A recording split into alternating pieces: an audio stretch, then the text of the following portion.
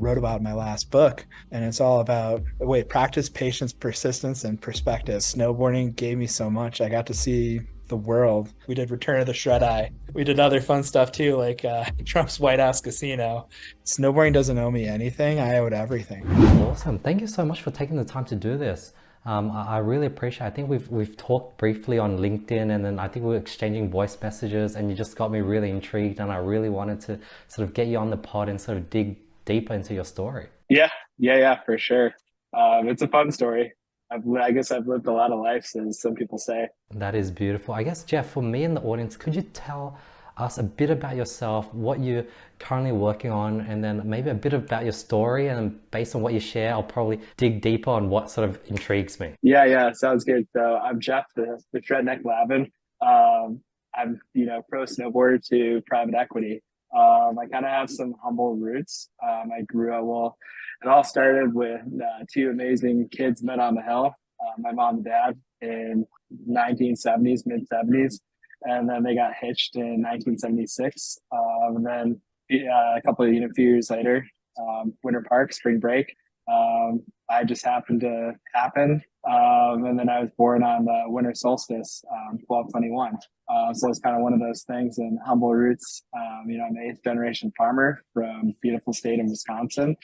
And to become a pro snowboarder or pro, anything snow sports there, it's challenging because we have hills. To go from the dew tour to, I started out riding on garbage dumps that had chairlifts with Mountain Dew bottles that were probably buried beneath them. So it's kind of some humble roots there. Started skiing when I was like 2.5 or so. Grew up hunting, fishing, all that on our family's land. We had 1,000 acres, and then 500 were reserved for preserve. So a lot of stuff was farm to table and just kind of a really cool life. My dad's side, they're all engineers going back like I think at least 4 generations. And then my cousin's a naval architect. My dad's a mechanical engineer. I'm not really an engineer, but I did design some snowboards and got some patents, and I can run some CAD software like SolidWorks and CATIA and stuff like that. My mom's side, they're brilliant entrepreneurs. My grandmother's side, my grandmother was the CFO for Lavin, and her brother wrote the book on Economics 101 and was a professor at UCLA. And then my grandfather had the Venetian blind contracts for the Sears Tower and Hancock buildings in Chicago. And my great uncle had patents for the pull strings and Venetian blinds. And then, believe it or not, these things you see right here, he had the patent for that for 20 years. So kind of grew up early, just experiencing how to, I had a lot of help and push from my family, but not financially. It was more guidance of how to make your money work for you. And I was educated with that at a very, very, very early age, at about fourth or fifth grade, especially when you're like, hey, I want this, originally they're like, yeah, go make the money and you can have it. Some of my early entrepreneur endeavors were not just doing like lemonade stands, but hooking up all the kids around the neighborhoods with lemonade supply chain stuff. They needed sugar, they needed lemons, they needed the concentrate and stuff like that. And I was the guy riding around, finding those kids that were like 3-4 years younger, or I'd go to the baseball, one of the card stores or the collectible stores and buy a whole bunch of baseball cards, like a big old box of it, sell them individually, like when I wanted to get games and stuff like that. And sometimes we'd go through them and try and find the cool cards and flip those cards out for stuff. So I think I was kind of like one of those kids that was just born to be an entrepreneur. And I look back, I've always been the visionary leader. And then just working and connecting with the visionary integrators. And because I'm the world's worst employee, and I'm the world's worst doer. But if I have visions and stuff like that, I'm really good at describing those visions and bringing those to fruition with people in my team, the visionary integrators, and people that can almost do the things that I can imagine, but on a way bigger, expanded level of it. And then we have our integrators, where they're just amazing people. And I love motivating them, and then having the skill set of being a really fast, rapid learner, and then instantly deploying that by teaching it. and just knowing those skill sets of where I've been. And a lot of people are, they want to be the CEO or captain of the ship, which I've been the CEO. I've taken 3 exits. I exited one company that was a database. I kind of had back-to-back ACL surgeries. Didn't blow them out at the same time when I was snowboarding. I went back and I studied a little bit of kines, but no intentions of ever using that to forward or better my life. It was just the sole purpose of how to become a better athlete. But around that time, I said, hey, it was 2006, 7. I said, I should learn how to make some online money. Like I'll take my website and turn it into a database. So started adding cool stuff of like all the areas I like to go ski, snowboard, all the areas, all the gas stops and stuff like that where you could eat stuff, drinks, apres. A few spots are kind of like off the map, like hidden hot springs and stuff. Just kind of posting them there. And then we started adding lift tickets. Then a few of my other friends, we rode for like Oakley and Sun and Fuel and Monster and stuff like that. So we added other disciplines too, like snow, skate, surf, and moto. We kind of expanded into that, just all the cool spots. And then as I was getting ready to go back to snowboarding, there was a profile out there kind of pre-Facebook where they were creating action sports-based profiles and communities. And they said, hey, we'd like to buy that. And they made me an offer. I didn't retain equity. I didn't do anything. I didn't negotiate it, just being kind of like 25, 26. And I said, sure, I want to get out of this. I don't want to have to like learn how to scale or be a businessman. Like it's not the right time. I want to go back to snowboarding. Then as soon as I exited my snowboard career, I did it about for another like 3, 4, 5 years. Had an amazing comeback. It was amazing. And then around 2011, I hung it up. My board sponsor at the time offered me a 1-year contract, which is pretty much hey, we're going to push you out to the pasture and, you're going to train the younger guys while you're here. I just said, nah, I'm good. I think I'm going to make my own boards. Lovingly, they kind of like laughed. And I said, I'm going to invent some cool technology and I'll be gunning for you guys in 5 years. Then they really laughed. But that kind of stuff just absolutely fuels me when people say you can't. People said that about doing stuff like the backside double cork that nobody had ever landed. That's impossible. You can't do that. Those are circus tricks. No way, man. It's just proving what's fully impossible is possible. It's just I am in front of it and going after an ordinary to become extraordinary. So yeah, within 5 years, we had some amazing patented technology. We had several factories abroad. And we also spun that off into, this is something I would never recommend anybody doing with what I know now. I was just insanely driven and wanted to fund it. At the time, we didn't have the SBA funding, stuff like that available to us, just kind of the administration, the way it's sat. There are certain regulations. We have long, with snowboard brands and stuff like that, there's long aging account receivables or net terms. Typically, you're seeing like 90 to 120 days. So I said, what can we do to further fund ourselves? So we spun that off into import-export into several subcategories because a lot of people are coming to us saying, hey, can we do collabs? Hey, can you help us with merch? We were really good at supply chain procurement. We were amazing at quality control. We were amazing at product development. We were amazing at logistical algorithms and then intellectual property. Then around 2018, just with all the tariffs and everything like that, I had a chance to exit a few of those items to 3PL, and I took that exit happily because I used to go to Asia Pacific around once a quarter for about 2 to 3 weeks, and people are like, "You're so lucky you get to go to China," and I'm like, "No, don't get me wrong. There's amazing people everywhere, and I always loved going to Taiwan and Hong Kong, but China's one of those places you go if you have business. It's just not a good place to be a tourist. It's just a little backwards and there's stuff that you'll never ever understand. So yeah, I was able to move on with that. Still do a little licensing with intellectual property with patents and whatnot. Then there was another company, a French-based tech company. We were able to help them with marketing specifically and help them grow in the United States. 2020 came around.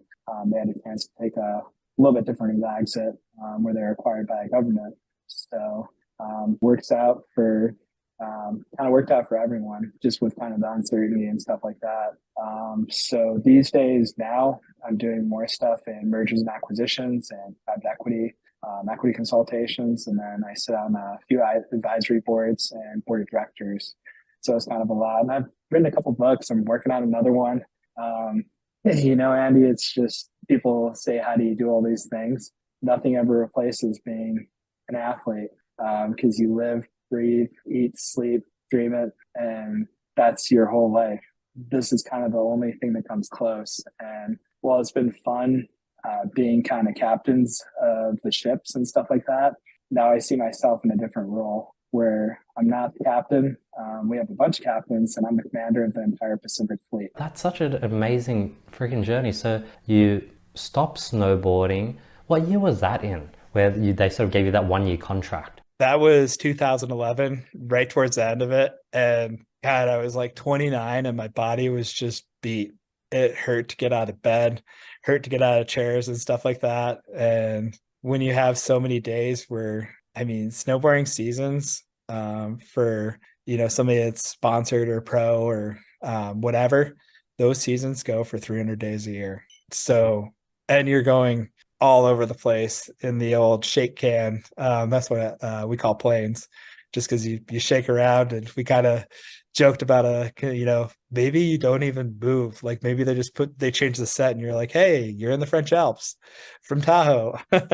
That's always kind of, yeah. And so you're snowboarding for your whole life, and when you finished in 2011, were you starting off with nothing when it came to business? Did you start from zero? So yeah, I started from zero. I just said, I'm going to do this. I'm going to do this. And I jumped in head first, but that's just kind of how I roll. That's my life motto. Embrace the risk and send it. 2 words that'll just totally change your perspective of life. Send it, and you'll figure it out along the way. And I figured I could go back to school. I could do, work for somebody, get in the industry or something like that. But no, man, it's all about embracing the risk, unleashing your potential, and just sending it and just going for it. Because even if the word fail, it's the word I don't use. Even if you come up short, you're still going to come up with more to gain, and you're still going to come up with way more with that experience. There is no such thing as success and failure in my mind. It's just really you get a lesson. Either, you're going to learn and you're going to change that up and adjust from it and react and respond and drive that forward. So the next time you're going to have success, or maybe it's not the next time, maybe it's like 3, 4, 5, 6 years down the road, but it's just the whole attitude of just not giving up. There's four P's that I always said, as an athlete, and I kind of wrote about in my last book, where I said, it's all about the patience. It's all about the persistence. It's all about the perspective. And it's all about, practice, patience, persistence, and perspective. So it's all about, getting those reps and constantly being in the doing stage, the patience, because it's not going to happen the first time. Sometimes you get lucky. The persistence to keep on going, and then the perspective of having, coach, a mentor, or somebody from the outside looking in that can kind of see it and give you that feedback. Interesting. And was your first company just building snowboards and inventing different snowboards? Yeah, that was my first company. That was, I said, I'm going to make snowboards. It's what I loved. It's what I love doing. Because just snowboarding gave me so much. I got to see the world with my snowboard. And I looked at it as, man, snowboarding doesn't owe me anything. I owed everything. And to give back, and to create we had the big 4 C's, like where we had our causes, like cancer, our friend and team manager, he was kind of going through a battle, and we're able to help him, just with with whatever we could, and encouragement and stuff like that. Ultimately he didn't lose. It was more of a draw, and then just being able to be there for everyone afterwards was amazing. And then, other stuff too, like suicide awareness, warning for breast cancer. Our cause has united people. So it kind of created community on its own, like bringing people together and linking people up. And then our creativity, just because we brought more stuff back here to the United States for manufacturing after having some stuff abroad in Asia Pacific, and then as well as Europe and Canada. We're able to bring some stuff back to Reno, Tahoe. So we're really able to like just invent and just switch up and stuff like that. And then our customers, we always get back to our customers. But that was kind of one of those things where love that brand. But 2020 kind of had its own plans. But in the grand scheme of things, that was an awesome 10-year run with that company, with that brand. I learned so much about businesses, about systems, about processes. I look at everything with, you take down your business. Underneath, you need a financial foundation because cash flow it's the blood, it's the heart and soul of every business.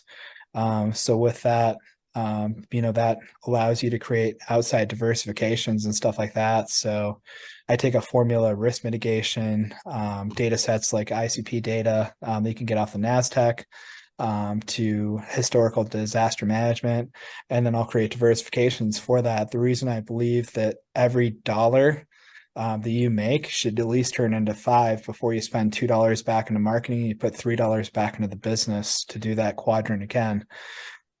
And then that further funds the business. So you don't have to scale vertically. It's more important to hedge yourself horizontally, just to protect that. And then, in the big four, I look at, you have your marketing. If you picture like this whole square here, we got marketing in the upper left-hand corner. I could go into a whole conversation about marketing. I love nerding out about marketing, but that's everything with your branding and your storytelling and your messaging and getting that so on point and so tight, where people just feel it and they're moved by it and they want to join you. And then you take that and you amplify that into as much earned media as you can, PR and stuff like that, podcasts, articles, even TV features, whatever it takes. And taking that and rolling that into your growth strategies. So front end stuff like SEO, to paid traffic, organic traffic, then into your back end conversions once you get them. And then you're going to get metrics from that and you're scaling. Then there's your sales process where sometimes some businesses have setters, closers, or you have sales reps, or, the sales process that's happening once you kind of have that process pass back from the marketing side. Then there's your fulfillment side where, there's service-based businesses out there. That's kind of a little bit more of my focus these days, just because product-based, there's so much that goes into that. That's a whole seminar, and I could talk about that for days, with producing tangibles. But there's your whole fulfillment side with that. So whether that's you or teams or, however that looks, and then there's your admin side with HR to like legalities and stuff like that, or a general counsel. But once you're able to take businesses apart and look at everything as a whole, you can really go in and take a look at, 3 big questions of what's working, what's converting, what's not working, why isn't it working, based on the metrics and the data sets. And then what are we missing out on? You can kind of go ask that along every section. And it's fun to go down those rabbit holes and fix those bottlenecks too, especially with companies or with top leaders like CEOs and stuff like that, just because they're so in it and they're so in the moment. They just don't have that outside perspective. So it's super fun to offer that outside perspective and kind of be more or less the coach from the outside looking in, or, as I call it, the commander of the Pacific Fleet, the admiral, and saying, yeah, we're going to move this here, move that there, it's playing a giant game of chess. Got it, Jeff. So you went ahead and you put up the board. In 2011, you went ahead and designed a few different designs for new boards. I guess you went ahead and went to China to get it manufactured. Now you went ahead and probably covered the MOQ with the money you've saved up. Now you maybe have a few hundreds, a few thousand of these boards. What did you do next? Did you ship it back to America? Did you sell it directly to sort of retail stores? Was it direct to consumer through e-com? Yeah, so there was it was a bit of a hybrid model. Originally we started out as retailers. We worked with our specialty retailers early on because this is 2011 before e-com was kind of starting to pick up. It wasn't totally there yet. Around 2014, 15, definitely 2016, we kind of switched to that hybrid model. So we warehoused some stuff, and then we kind of we were able to send a lot of the credit, like based on where people would buy it from. They'd buy it through a specialty retailer or within the proximity of the specialty retailer. We'd give the retailer a kickback, no matter what, just to take care of our shops and stuff. And then, you have lots of boards and stuff like that. That equals, you don't want to, you got to watch out for, sometimes you do have to do it. You have to use air freight. That gets really expensive really quick. Sometimes it's more than flying a human, when you get 50 to 100 boards, believe it or not. But there's another thing out there called LCL, like less than container load. So we do a lot of that. And it just requires like a long timetable of planning from your sales and your pre-orders. It's an entire year sales cycle, especially like when you worked with specialty retailers.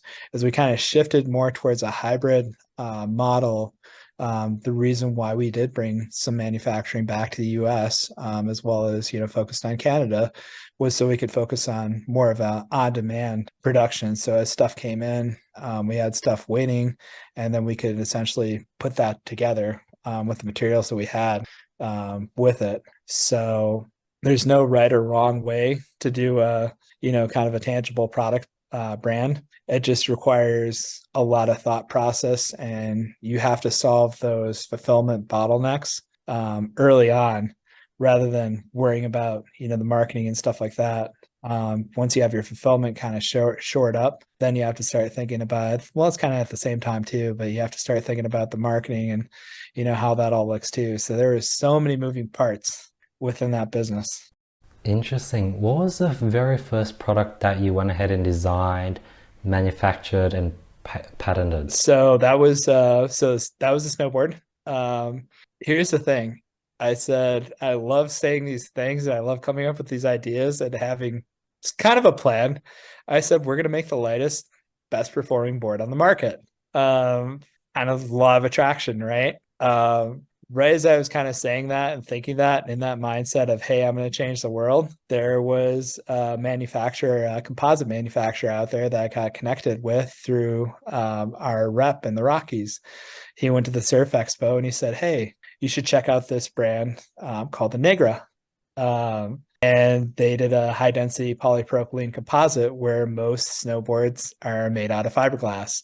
Fiberglass consists of, well, on the lighter side, 16 ounces, 18 ounces, and there's 2 layers of that in that sandwich construction. We were able to get our composite layers down to 7.6 ounces. So, and still retain the performance on it. So, and additionally too, anytime you put anything into like a full failure situation, it still retained its structural integrity. So we had higher tensile strength, higher yields, and then we kind of realized that we were onto something. Don't get me wrong, there was a lot of kind of failures. Like if you ever watched The Right Stuff, when they're launching the Mercury, some of the test rockets and stuff like that, or if you look at SpaceX and some of their tests and stuff like that where it went wrong, there's probably a lot of that. So we had a lot of those too. But we focused on getting it right.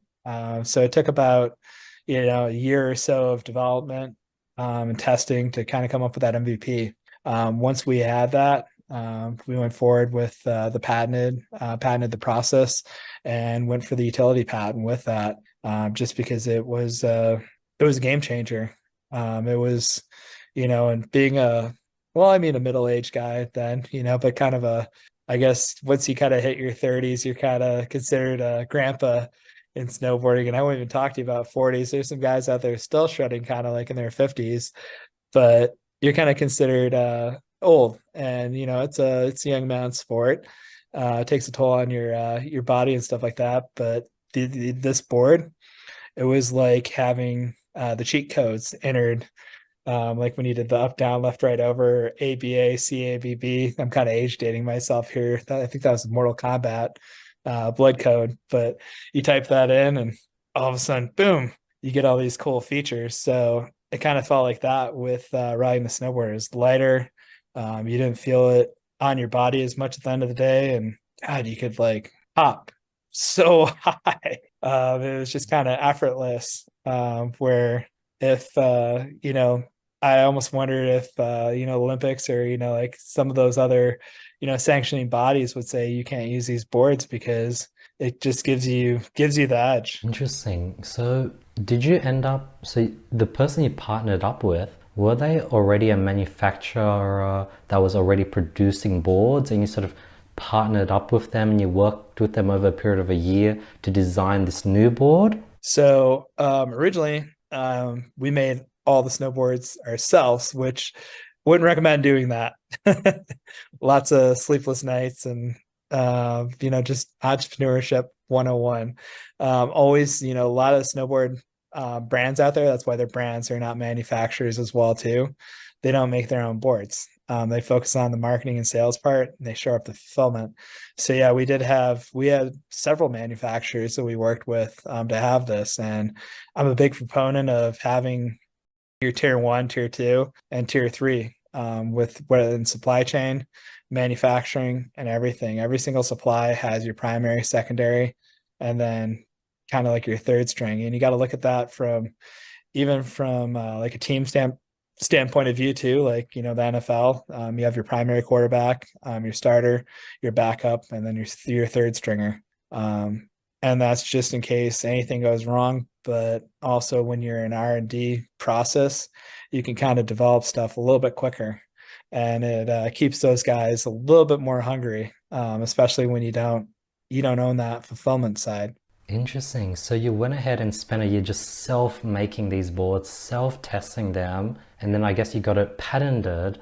Then you just sort of gave the formula to these manufacturers to mass produce. Right, right. And I mean, there was a little bit of sampling and R&D and stuff like that before we mass produced it. So we didn't just go full on. Like we had to make sure that they could do it right. And there was a few trips over there to multiple factories, and kind of doing the tech clinics and everything like that of you know drawing on a whiteboard and stuff like that, and just finding, showing CAD programs and stuff, everything that you could do to kind of break through the language barriers, with schematics and designs and stuff like that. The one thing that's universal, that everybody understands, is equations and numbers. You could create a whole language just based off equations and numbers, and we could all kind of communicate that way. Interesting. And how did you go from like a pro snowboarder to learning how to make a freaking snowboard from scratch and design it and build cat programs and all those things? That's just the hunger of, how do you go to being a pro snowboarder and doing all these tricks, or like learning the skill set. It's the hunger to learn, it's the drive. And that was at the time, that's kind of what replaced that drive, where it was the constant drive to learn, to achieve, to master, and to teach and to share.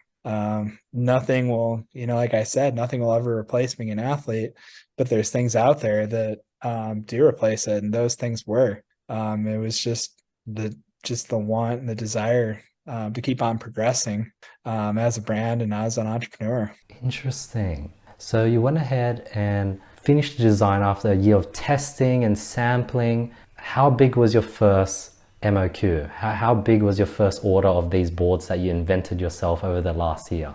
We ran some samples. We started with small batch sampling. So that's small batch is typically like 250 to 500. We got those, small batch, and then you got to get those out to a bunch of people, get it in the trade shows. So you got to be, everything you're designing is for the next calendar year. And then from there, we were doing 5 to 10,000 was typically like our MOQs with the factories.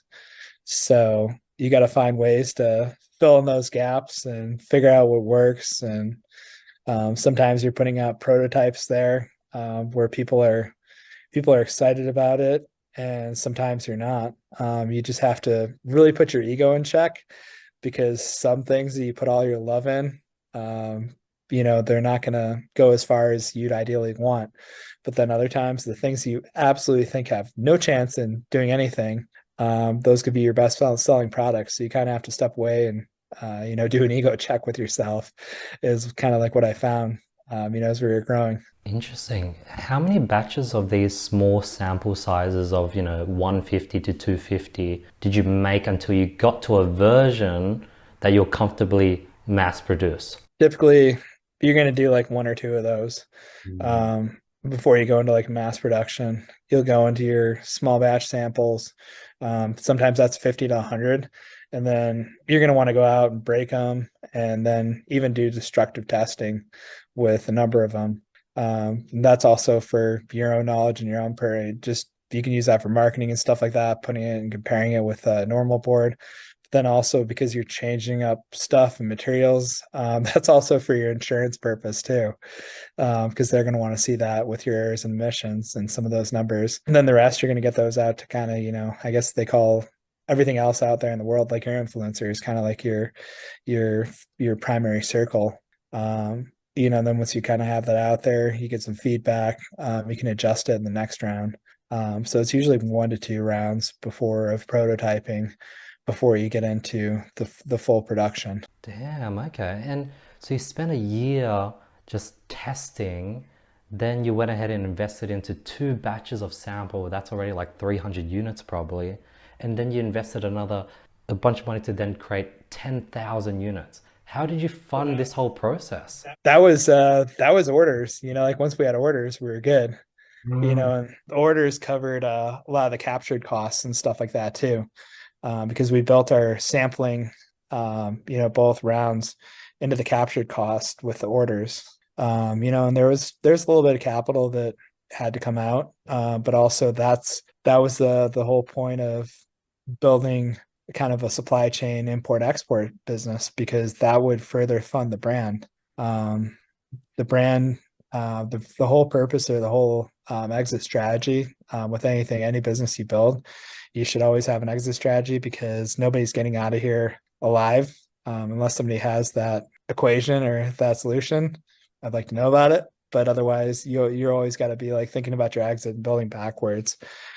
So the plan was to take the brand to critical mass and get rolled up with one of the bigger ones, like K2 or one of those, or Rajganal, or license out the intellectual property. I'd rather, at this point, I'd rather make like $10 or $20 on a unit with none of my efforts and everybody else's efforts. Makes sense. And with the 2 batches of samples and going to trade shows, meeting with retailers, what was your process on locking in a bunch of contracts with all these retailers to buy all your stock before you've made it as this sort of new sort of manufacturer? How did you lock down all these contracts? So there's trade show month, which is January to February, and it's pretty much all the trade shows are back to back. Well, I mean, you do have the regional ones and stuff like that too. So we did focus on a bit of the regional ones, but then you have your national and your international ones. So you have the SIA, Snow Sports Industry of America, outdoor retailer. There's ISPO in Munich, Germany, and then there was Inner Snow in Japan. So you're pretty much not sleeping for an entire month, working 80, I don't know how many hours there are in a week, just eating, living, breathing it, connecting with a lot of the especially retailers out there, getting it in front of as many people as you can. It was we'd focus hard on those trade shows, and then we focused on our follow-up and stuff like that too, and then just really providing good service and stuff like that for all the specialty retailers and all our customers out there, as well. Interesting. So you'd be talking to all these sort of retailers and sort of trying to get deposits, get contracts signed, and sort of that would then help you fund your MOQ.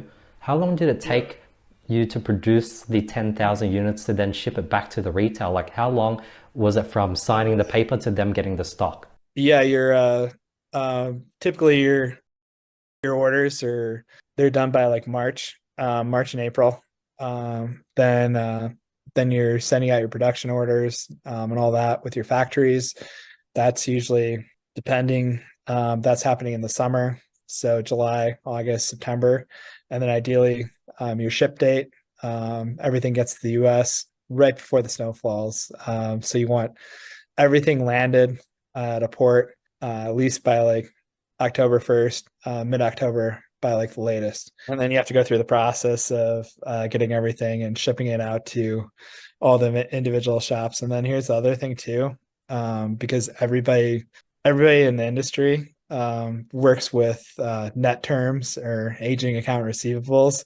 So your average net terms, you're looking at net 60, net 90, net beyond that, which is like 120 days.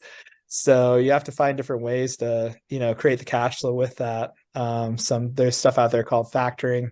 You can do that as long as you build that into your captured cost, where you're selling your aging accounts receivable to get that cash flow right away from the get-go.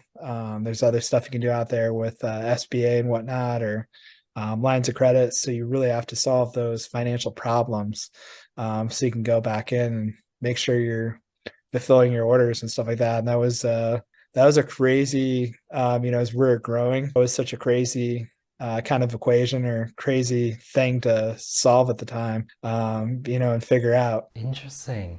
So that very first batch of orders that you sent out, and there probably would have been, a year delay just from making it, start getting the payments and sending it and all the shipping. So you spent a year trying to figure out all those problems, and you finally got it into the retailer stores.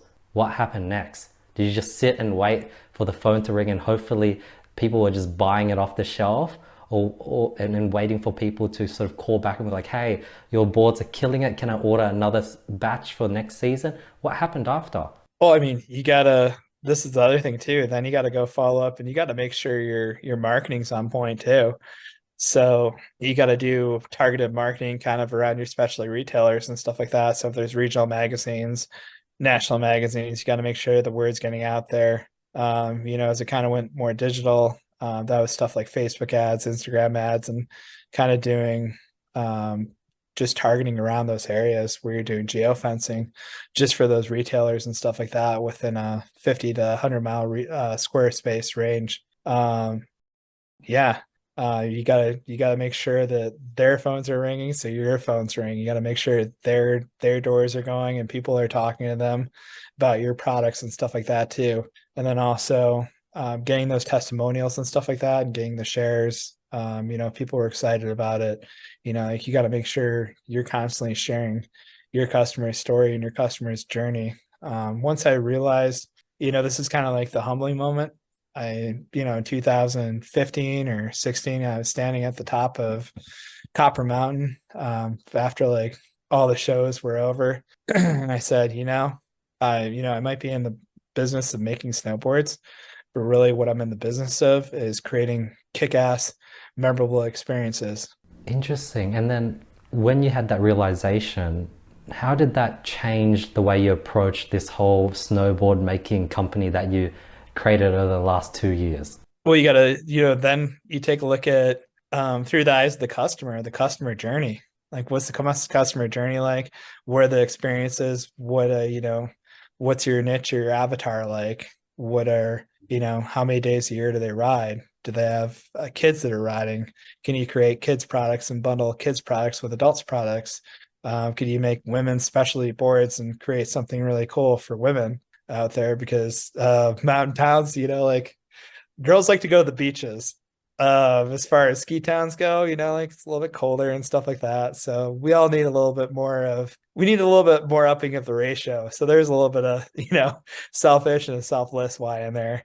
But, like helping kind of like women create a product that really they were stoked on, and bringing them into, like having hands off, no men allowed, and letting them develop what they wanted as a product versus telling them what they wanted, and taking more feedback from your customers, asking questions, surveying your customers with your email list, whether, be email, social media, texting and stuff like that with, all that stuff wasn't big, but, survey them and offer them like a little bit of a discount.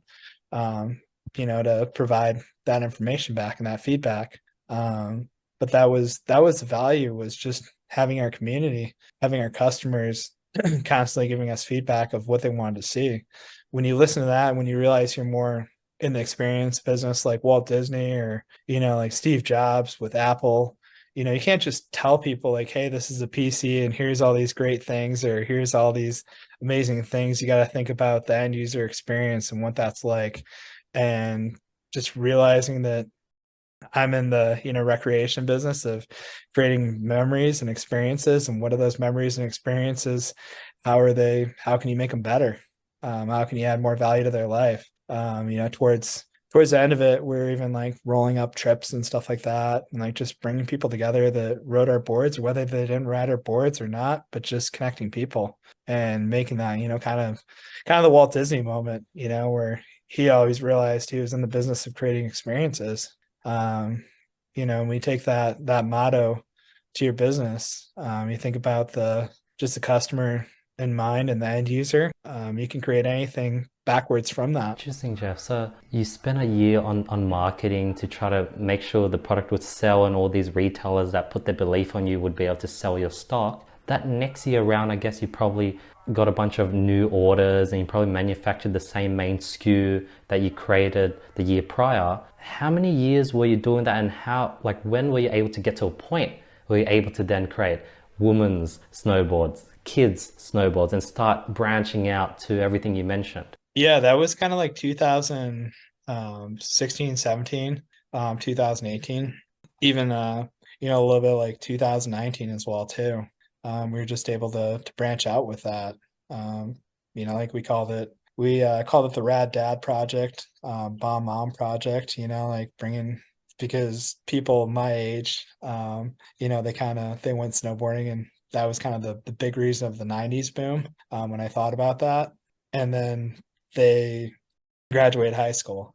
So like mom and dad, or whoever, they weren't flipping their bills, or maybe they weren't working at the mountain anymore. And they went to college. They still snowboarded a couple times a year, with a college pass or something like that. But then, maybe they met somebody in college, got married or had kids, not in that order, bought houses, got careers, and became responsible adults. And now all of a sudden they have kids that are 3, 4, 5, 6, 7, 8, and they're looking back and saying, hey, remember when we did blank? That was cool. We should bring our kids we should bring them to snowboard. Do you remember when we did that? I remember doing that, and it was so fun. I want to give that to my kids too. So when we kind of thought about that, it made sense, and it's kind of a way to, make sure that you have the next generation on your boards. Nobody's ever going to forget their first snowboard. Same way you're never going to forget your first bike, your first car, your first kiss, all that. It's just pure love. So if you can always be the first in there, you'll always be remembered. So this journey was from like 2011 all the way up to, I guess, 2020. Jeff, what was the name of the brand, the snowboard brand? So it was Why Me Snowboards, for Wisconsin and Maine. And that was my journey in life. And we did a lot of fun, super fun graphics. One of my artists, Nache, out of Spain, we did some amazing stuff. Like we did Return of the Shredneck. We did parodies of Star Wars, because I love Star Wars. So we had, instead of like Han Solo, we had Han Cholo, Heineken Boozewalker, Princess Leia, YOLO, Darth Vapor, the Rookie Wookiee, and onwards. Then we did the Shredfire Strikes Back and Narwars. We did other fun stuff too, like Trump's White House Casino, where we were just really like becoming kind of like Mad Magazine with like one of our fun series there. Like we did Shredemy Street, of just kind of all the characters that was a little bit on the edge, like Cookie Monster free-pacing cookies and stuff like that. But it was funny. It's kind of like that humor, that Family Guy humor, the Mad Magazine humor, where people kind of got that. And then we had some other graphics that were, a little bit more classy.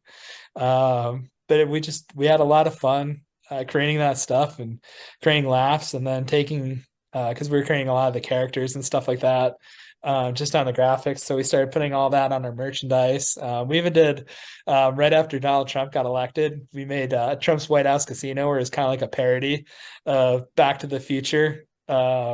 meets, where he's Biff Tannen in the White House and the White House casino and all that. And people that hated Trump bought that board. People that loved Trump bought that board. It was like the perfect right in the middle, where it was like controversial enough that like people that loved him bought it, people that hated him loved it. Like it was like the absolute win of like the decade for us. Wow.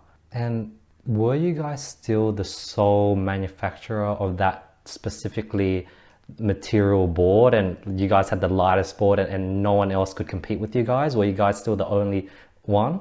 We were still the only one then. Yeah. Some other people have, or some other brands have kind of like integrated our tech as we've been licensed, or excuse me, as I've been licensing that out. But no, nobody was able to really touch that. We were so far ahead. That was like 5, 6 years ahead. It's like going into the future and just thinking so far ahead of the future. It's taken like a lot of the brands are finally starting to catch on now, in the 2020s, like 2020, 2022. Brands are starting to use stuff like basalt, and they're starting to get rid of a lot of your fiberglass and your acrylic composites and stuff. They're just finding other stuff to experiment around with.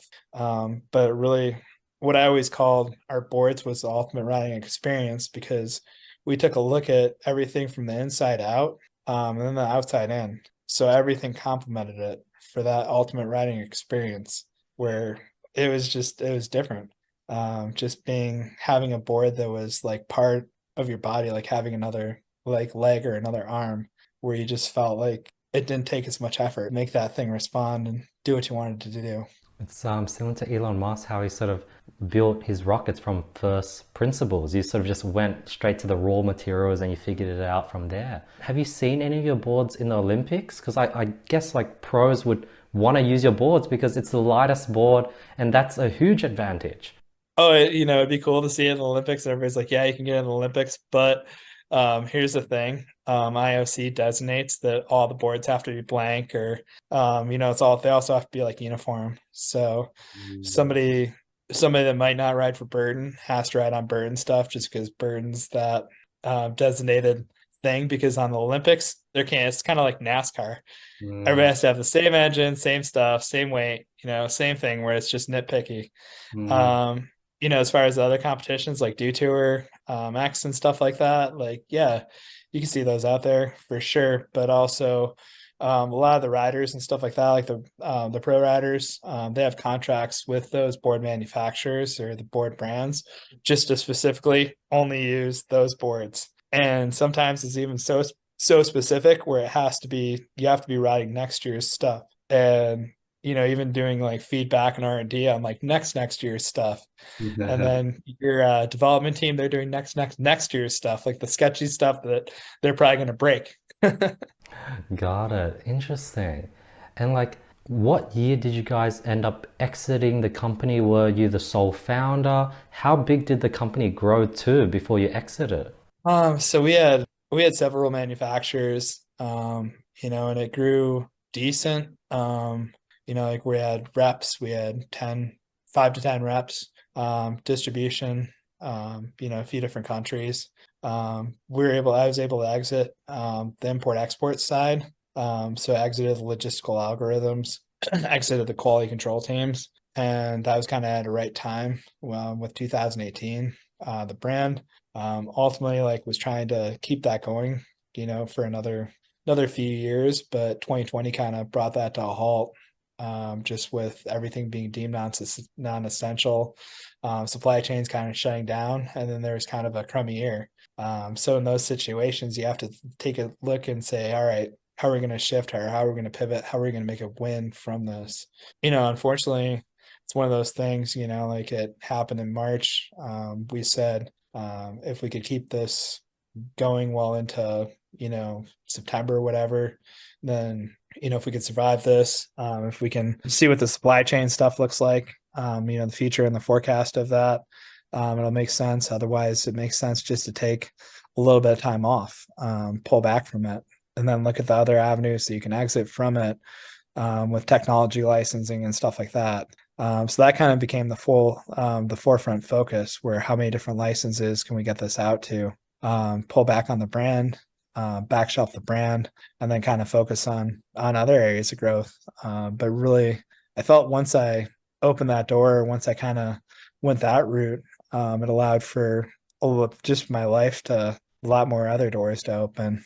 From doing stuff in the private equity world, which I'm kind of doing now, which I am not kind of doing, I am doing now.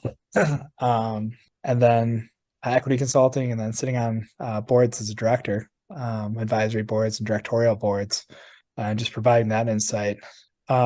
We do still have a lot of the merch out there, just because it was so fun, and we could drop ship that, and it was super popular. We can drop ship the shirts and all that stuff, and it's keep that stuff around. And we could always bring it back and revive it. We talked about reviving it as like Get Awesome, or kind of like a whole new brand to like reinvigorate people.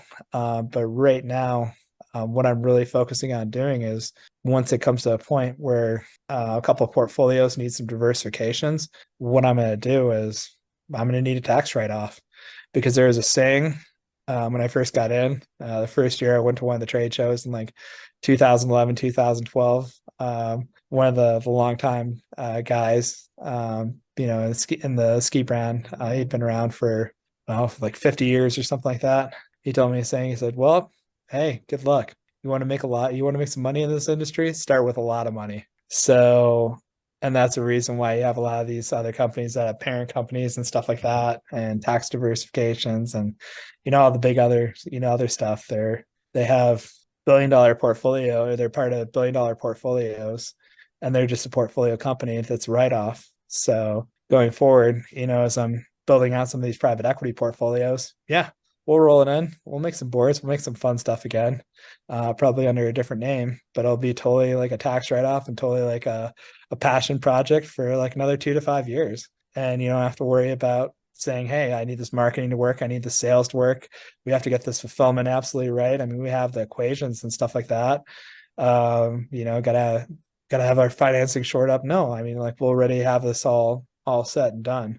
So that's kind of the big shift for me, was saying, "Hey, get into the whole private equity world, consulting world and stuff like that, build up a decent sized portfolio, of stuff that we have, like gas stations, liquor stores, laundromats, and then diversify into tech with data aggregation, marketing agencies, software as a service, AI, and fintech."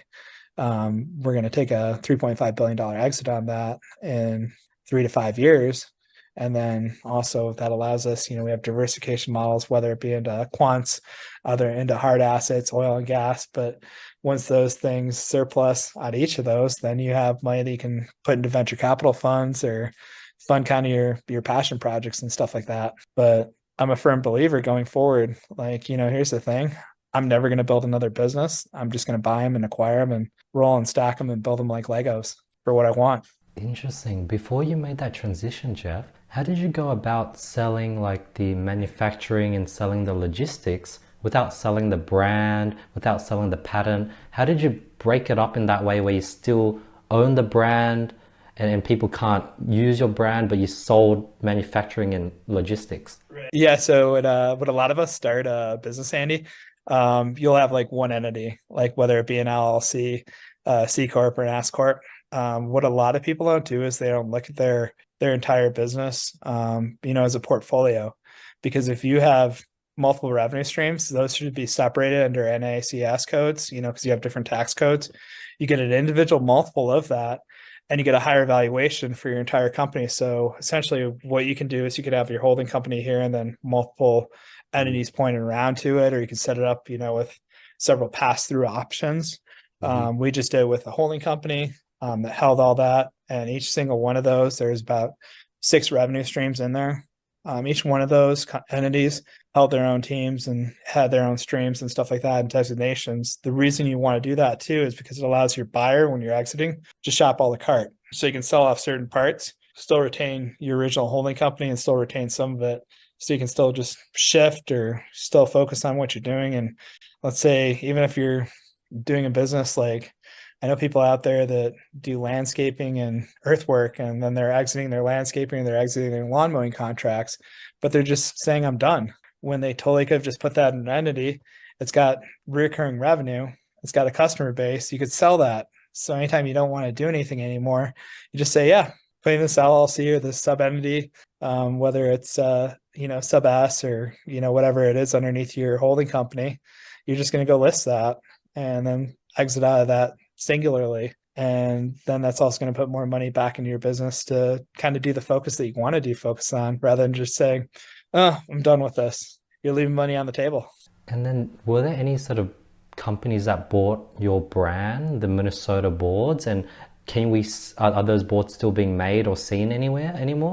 You'll see them around and stuff like that in the hill. It's always cool when people send me pictures, or you walk outside and I'm like, oh, cool, like that's one of my boards. Or the other cool thing too is that this was kind of the first cool thing, is when I saw one of my boards and I went into kind of like the mid station lodge and I said, hey, I didn't recognize, usually it's all my friends riding my boards, and this is just a total random person that came outside and got on my board. And I just said, oh, nice board, man. Didn't even say who I was or anything like that. Just kind of stepped back and took it as a moment of appreciation. The boards haven't been made since 2020. Some of the merch and stuff like that, merch can still be bought online. The branding's still out there. There's still like intellectual property and stuff like that that's rolled up with that, like trademarks and stuff, with some of that. But that's kind of in a separate entity and stuff like that.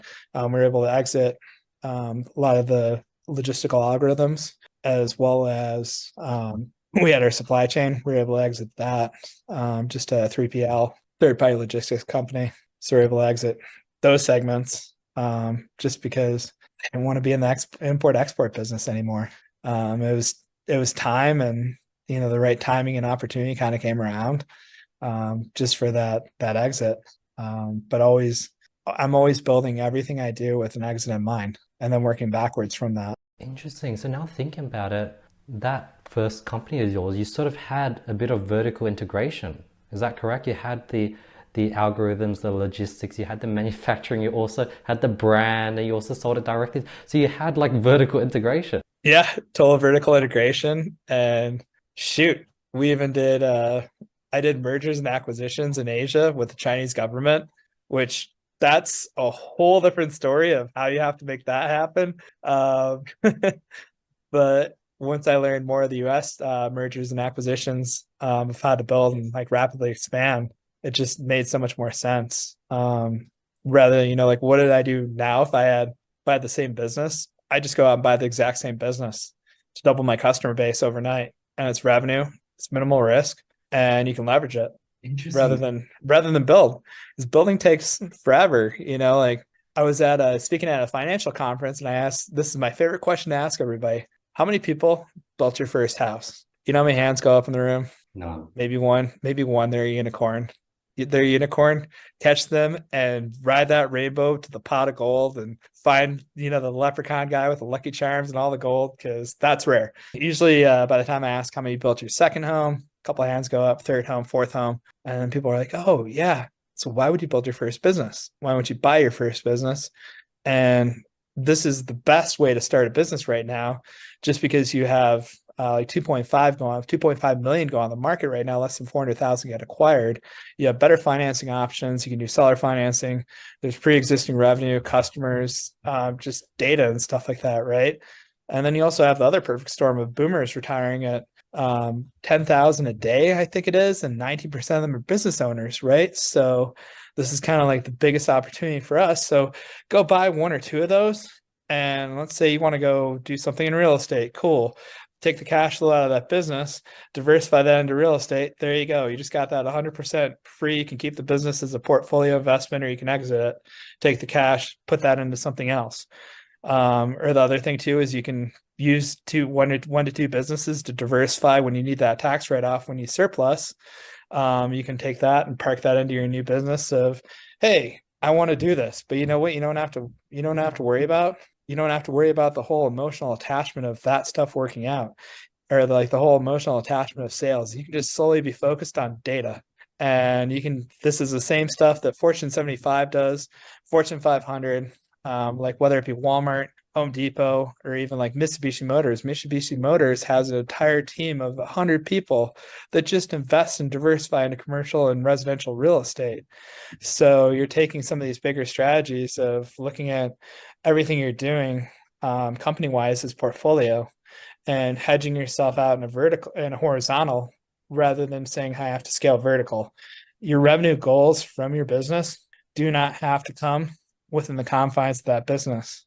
If you have a strong diversification model that can come out, from outside of that. So having stuff like self-storages, gas stations, liquor stores, or other things that also support your stuff too. So you can do tuck-ins with, like let's say you have a marketing agency, you'd go out there and acquire the data aggregation to shore up your lookalike audiences and whatnot, shore up your data. Then you can go out there and buy a few products, buy some SaaS, buy some AI, because ChatGPT is taking over the world. Get into fintech or payment processing, and then you're just really shoring up, that whole funnel.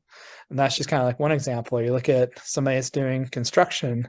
What else can you buy out there too? You can buy a roofing company, you can buy a solar company, you can buy electrical company, you can buy a plumbing company, just to tuck that in and vertically integrate yourself, but you're not building that process out from the get-go. So it's a more advanced way of thinking.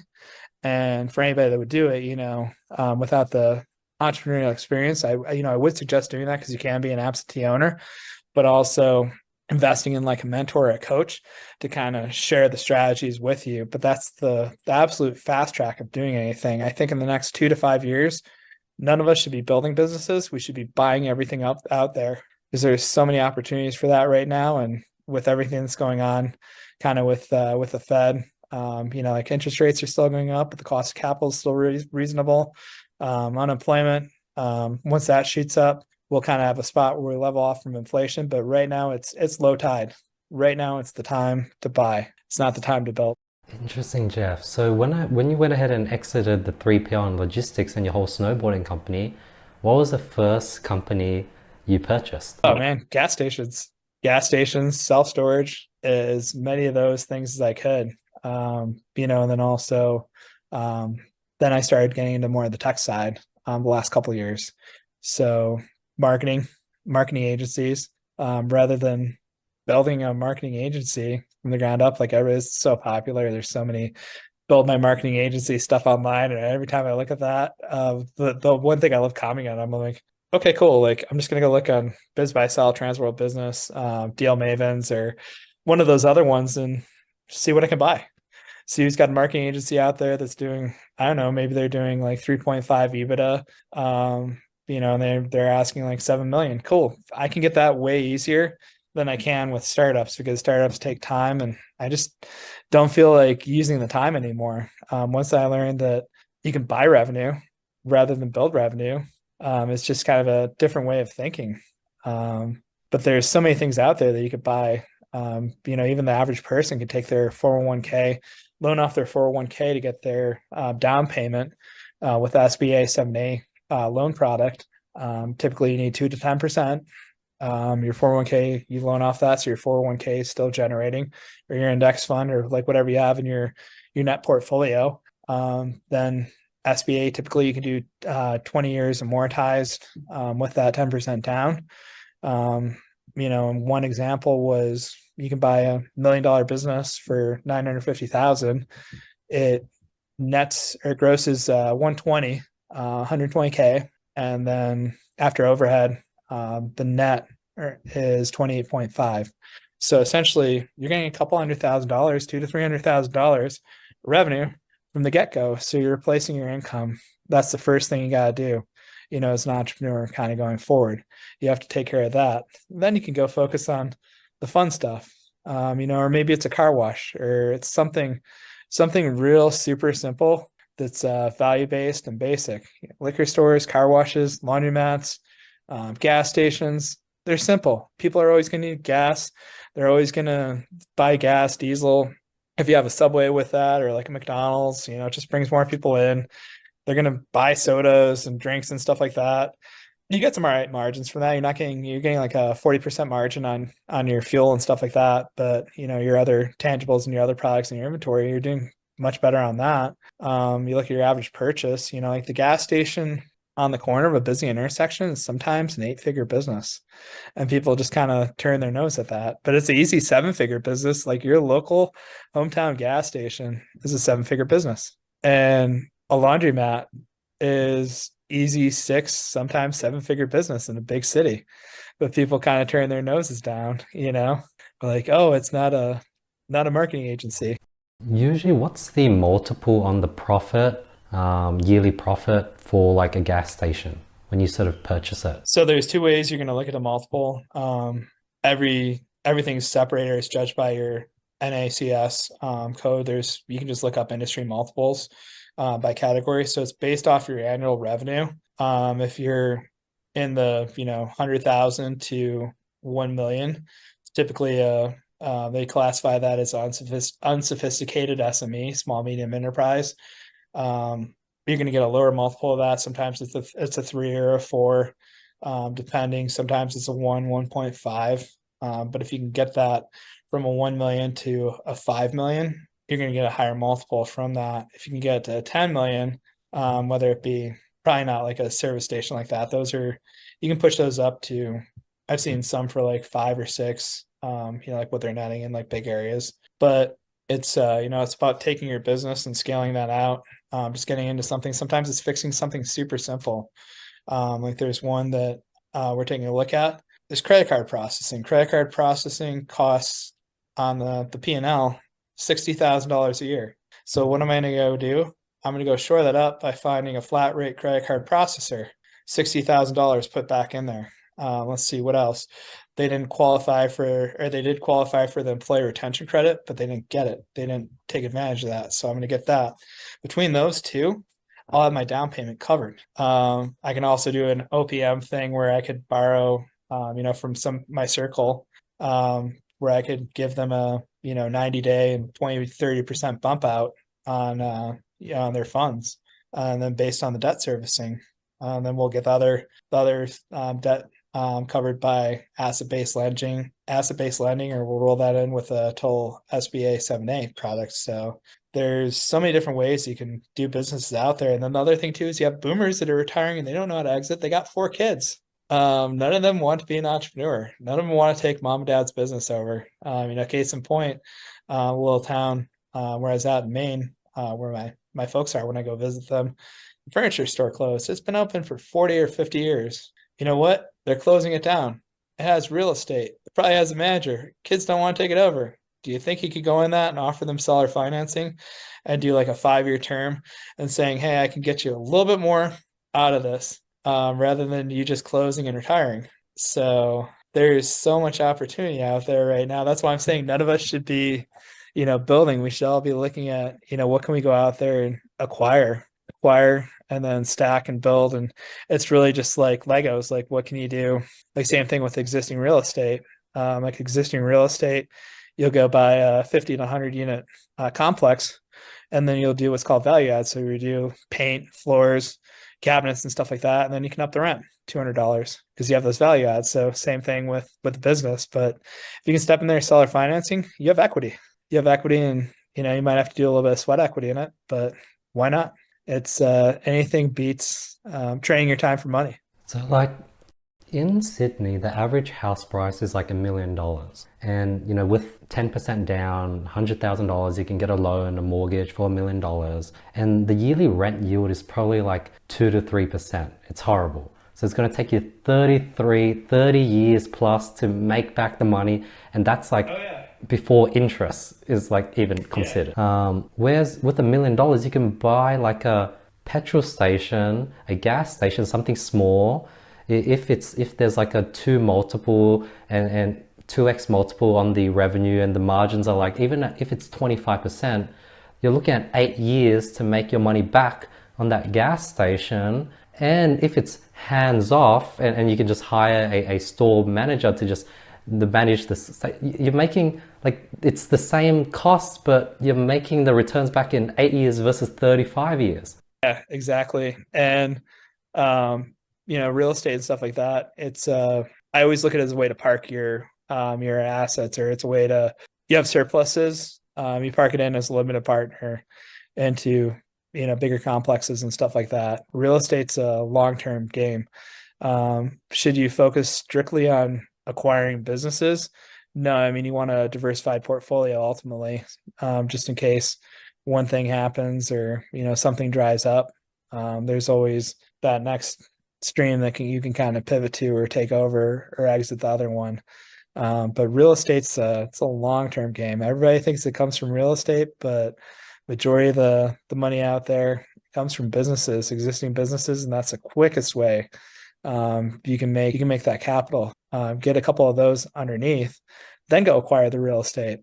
Interesting. Like I've heard that being mentioned before and I've never understood it because we're in a time where we're surrounded by people. Everyone's like, get your first job, then get your first property. Like that's sort of what everyone's been told. But I have a mentor. He's in the meat manufacturing business. He supplies meats to Woolworths, Coles, Costco. And he's been in the game. He's like maybe in his late 40s or mid 50s. And he doesn't even have any sort of real estate property. He has his warehouses, which he owns. But he told me, I was like, yeah, like I'm probably still too early to get into the real estate game. Like you're way too early about it, Andy. Don't even think about it. Like real estate's for the wealthy, the really wealthy people. And like I sort of understand. I don't fully understand it yet because every person has everyone else has a house, but he's telling me that no, like you should only get into real estate when you're really rich. And what does that mean? I mean, even look at Grant Cardone. I mean, he was the one that said, I don't have real estate. But he's selling real estate syndications and stuff like that and building all those things. I mean, don't get me wrong, he probably has units that are covered underneath the syndications, but no, I mean, you don't want to go out there and buy your first house because unless you're doing Airbnb or something like that, it's kind of the way like Kiyosaki looks at like asset versus liability.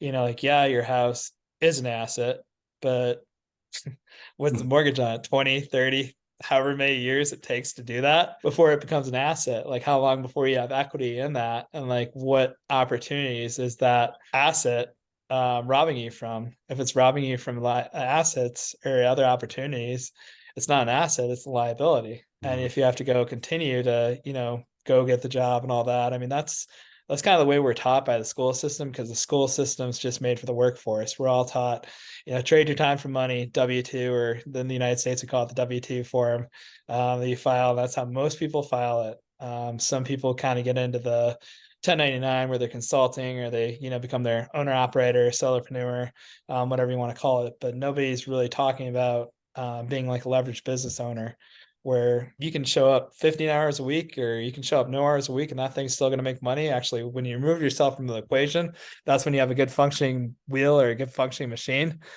It makes more money. That's when you have something that's really amazing. And then you get into like passive stuff like portfolio, like building stuff like that. Why is real estate something for the rich? Because real estate's something that's treated as a depreciating asset on a lot of tax schedules. So you can constantly depreciate that asset, and you're taking out as much time as you can on the debt servicing. So you're constantly just using that as a loss against your other portfolio items.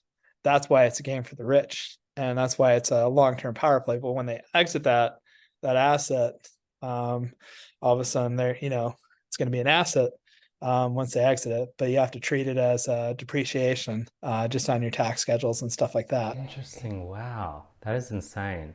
Like, as I'm talking to you, Jeff, I can just tell that you've got all this experience and I'm like sort of nudging at the tip of the iceberg, trying to figure out and understand bit by bit. But like, you just have so much more knowledge that like, I can't even properly fully interview you because there's just so many things that you're talking about that I just don't know about. It's cool, man. It's cool. But this is, it's 41 years of being on this rock and just constantly learning and constantly progressing, and constantly doing that. And this is, this new area where, I love to be. It's just helping more people become work optional. But I like to call it a little bit cooler thing than work optional, free range humans. where you can go wherever you want, whenever you want, with whoever you want, and do whatever you want. Hopefully it's cool things and doing cool adventures with me, like, like snowboarding or dirt biking or sailing or sliding cars on the ice, out there in Maine, or whatever it is, just being free and doing your thing. And ultimately, it's solving that equation. And then there's a lot of other areas I like to work in, like with mindset. Mindset's such a big piece of, this whole everything, like businesses, love, athletic stuff, high performance, it's all the mindset. So it's mind, and then, like you can transform your body, and, women can have children and stuff like that, and you can gain weight, lose weight. So you have your mind, body, and then your spirit, where you can transmutate stuff, take the negative and turn it into positive, and really connect with stuff on a spiritual level.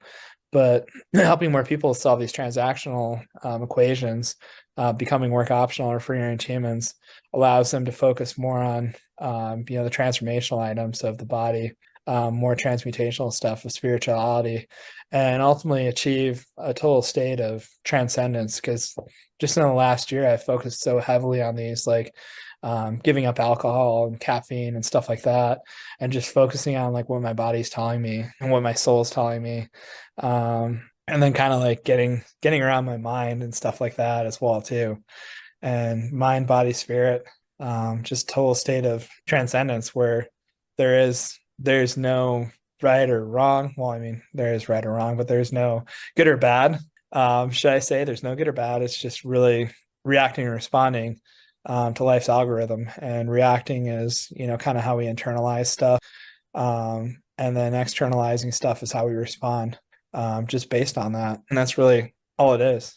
In class, they give you a lesson, then you get a test. Out here, you kind of get the lesson and the test at the same time. That is so awesome, Jeff. Like, I was shocked, like, when you started bringing up, like, transmuting, spirituality, and all this stuff. Like, you have such a broad range of knowledge. Like, I was surprised because we were just talking about business and you brought this. I was like, wow, like, you're super duper broad. How do you consume knowledge? Like, what's your medium? Is it reading every night? What's your main way of consuming knowledge? It's reading every night, but also it's this state of transcendence too. Like sometimes it's being so in touch with my soul, and I call it source, just because we all have different beliefs, of who we talk to, and it's, we just call them by a different name. But it's, the connection to divine, connection to the source.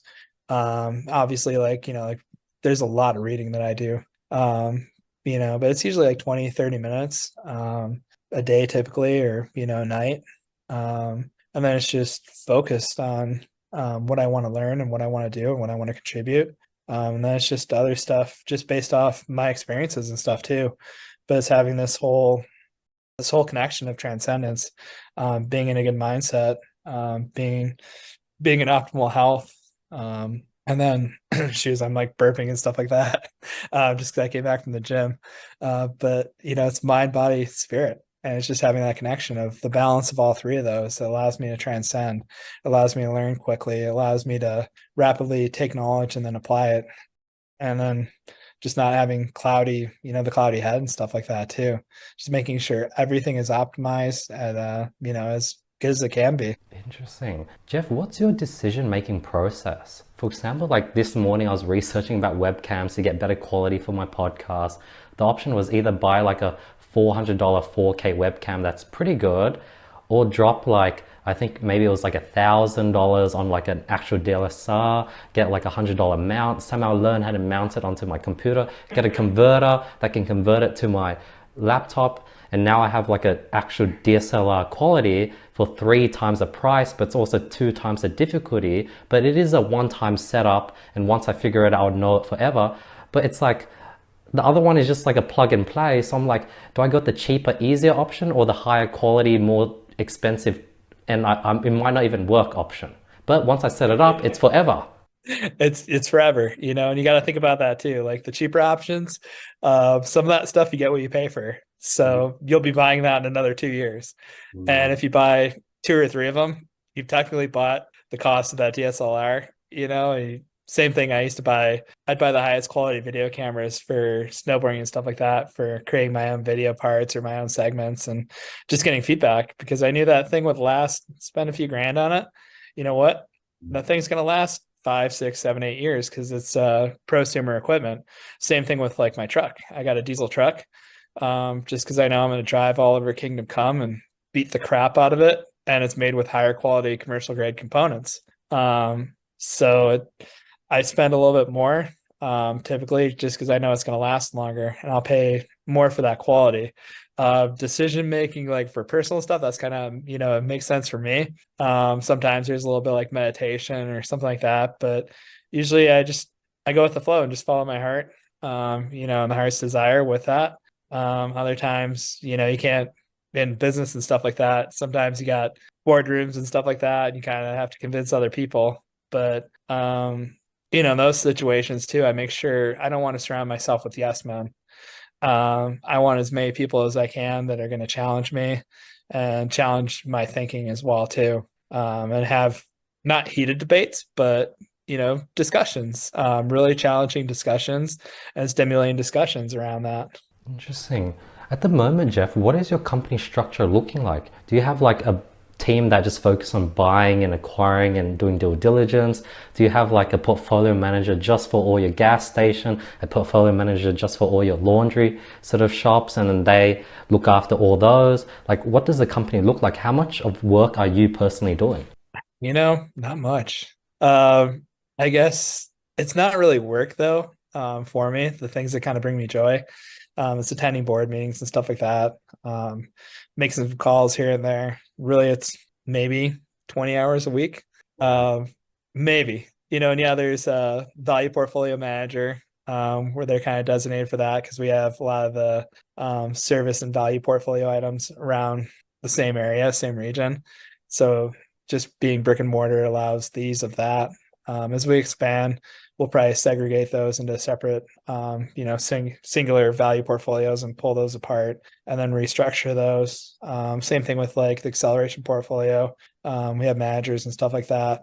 As I'm building out more of these 506B offerings and stuff like that too, I have an amazing team of interfacers and integrators, where they're quantum analysts. So they help with a lot of the management stuff, where I'm more of the general partner, front facing person with that. And then we team up on some of these amazing deals.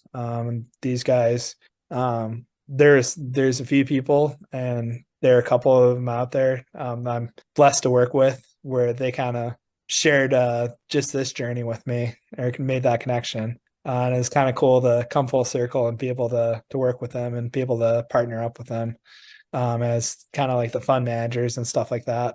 Interesting. And when you're sort of in the business of acquiring businesses, how do you sort of maintain and ensure that, the company is just going to have consistent cash flow? Because when it's just a mom and pop shop, the reason why there's that cash flow, because they're like incentivized to sort of make the store do well because they'll be rewarded if they do so. But once you switch in a manager, switch in a company, a store owner, how do you sort of keep the revenue as consistent over a long period of time? Yeah. And that's kind of the secret. You look at stuff that is strictly absentee owners, where you're just acquiring those.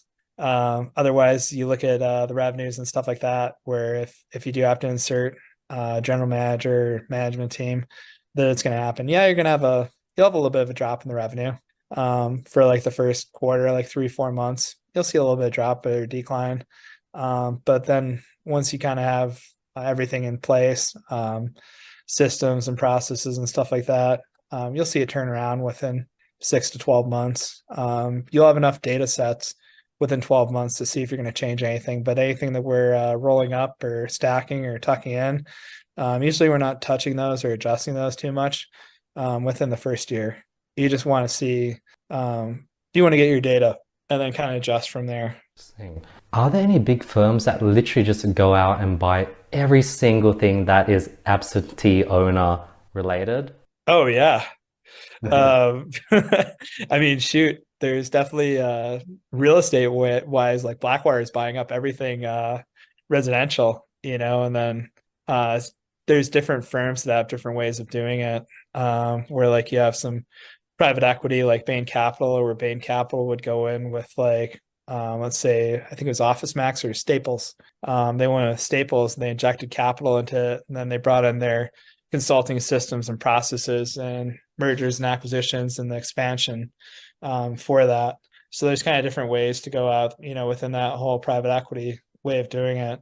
And the thing you got to look at is who's the bigger fish to swallow. Can you swallow that bigger fish, or is that bigger fish going to swallow you? And don't get me wrong, like it's a win-win either situation. You're going to get a payday when you take on the bigger fish, or the bigger fish takes on you. You're still going to get paid out, with service stations. Like, let's say you're rolling up 20, 30, 40, 50 of those. Eventually you're going to exit to one of the bigger ones out there, like 7-Eleven might make an acquisition, or, like in Wisconsin, like maybe Quick Trip, or the big one in the South is Buc-ee's. Well, they're massive. They're like supermarket size, but like Circle K, or, somebody else will come out there and just buy you up because they see you as competition. It's the quickest way for them to grow and regain that market share. Got it. And then let's say if someone were like talking about if someone was able to borrow $1 million, does it take more time to maintain a rental property or a gas station? Rental properties. I mean, like what? Okay, I would not buy a rental property for $1 million. I'd go get a business, the gas station, and then buy the rental property with the gas station with the leverage of that, because the gas station is going to pay for that. And especially in the United States, if you got a rental property, like 4 to 28 units, you can do a DSCR, debt service credit ratio, where that is based on what the rental property makes as a revenue.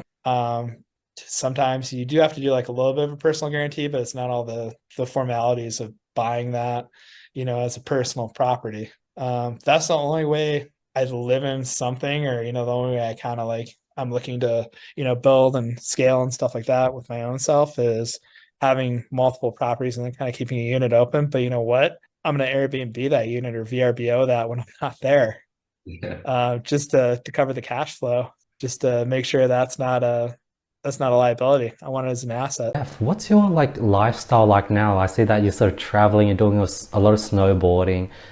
What's sort of the type of people that, like, what's your circle like? Are your circle like old high school friends, old snowboard? Are there business friends? Like, what's your sort of... Oh man. So, it's kind of a cool, like being a citizen of the world, especially around here, around the US, there's probably like 10 different locations I can walk into and people say, welcome back home. Which, where I post a picture, welcome home. And I'm like, oh, well, I'm only here for like 5, 6, 7 days. Yeah, my circle, like I have friends still that I keep in touch with from high school. And I still make it a point to spend a lot of time with them and keep and maintain those relationships. I have friends in the snowboarding community that I still stay connected with. And then there's, the sum of every, 5 people you surround yourself with. So there's like my super high level people, like people, masterminds that I host, to other masterminds and stuff like that. And I stay connected with those people.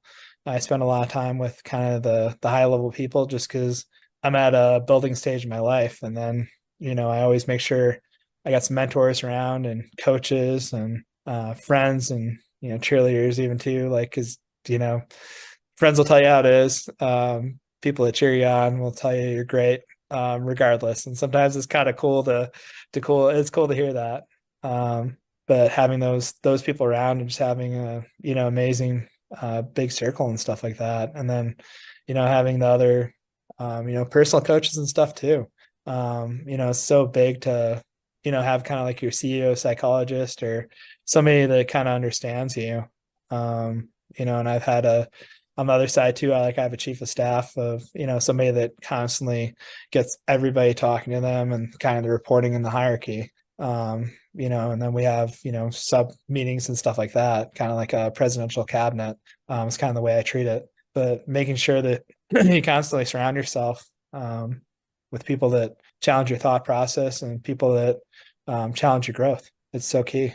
That is so freaking cool, Jeff. Any tips on like gratitude, perspective, and just sort of being really present, and sort of just being happy with where you are, and not thinking that, hey, maybe I'll be more happy when I get to this sort of location? Getting to the point where you're truly happy at the moment? Oh man, I wrote about it in my book. It's kind of just presence, presence and the gratitude. Like, what are the little things you can be grateful for? That you can get out of bed. Somebody can't do that somewhere. That you can go brush your teeth.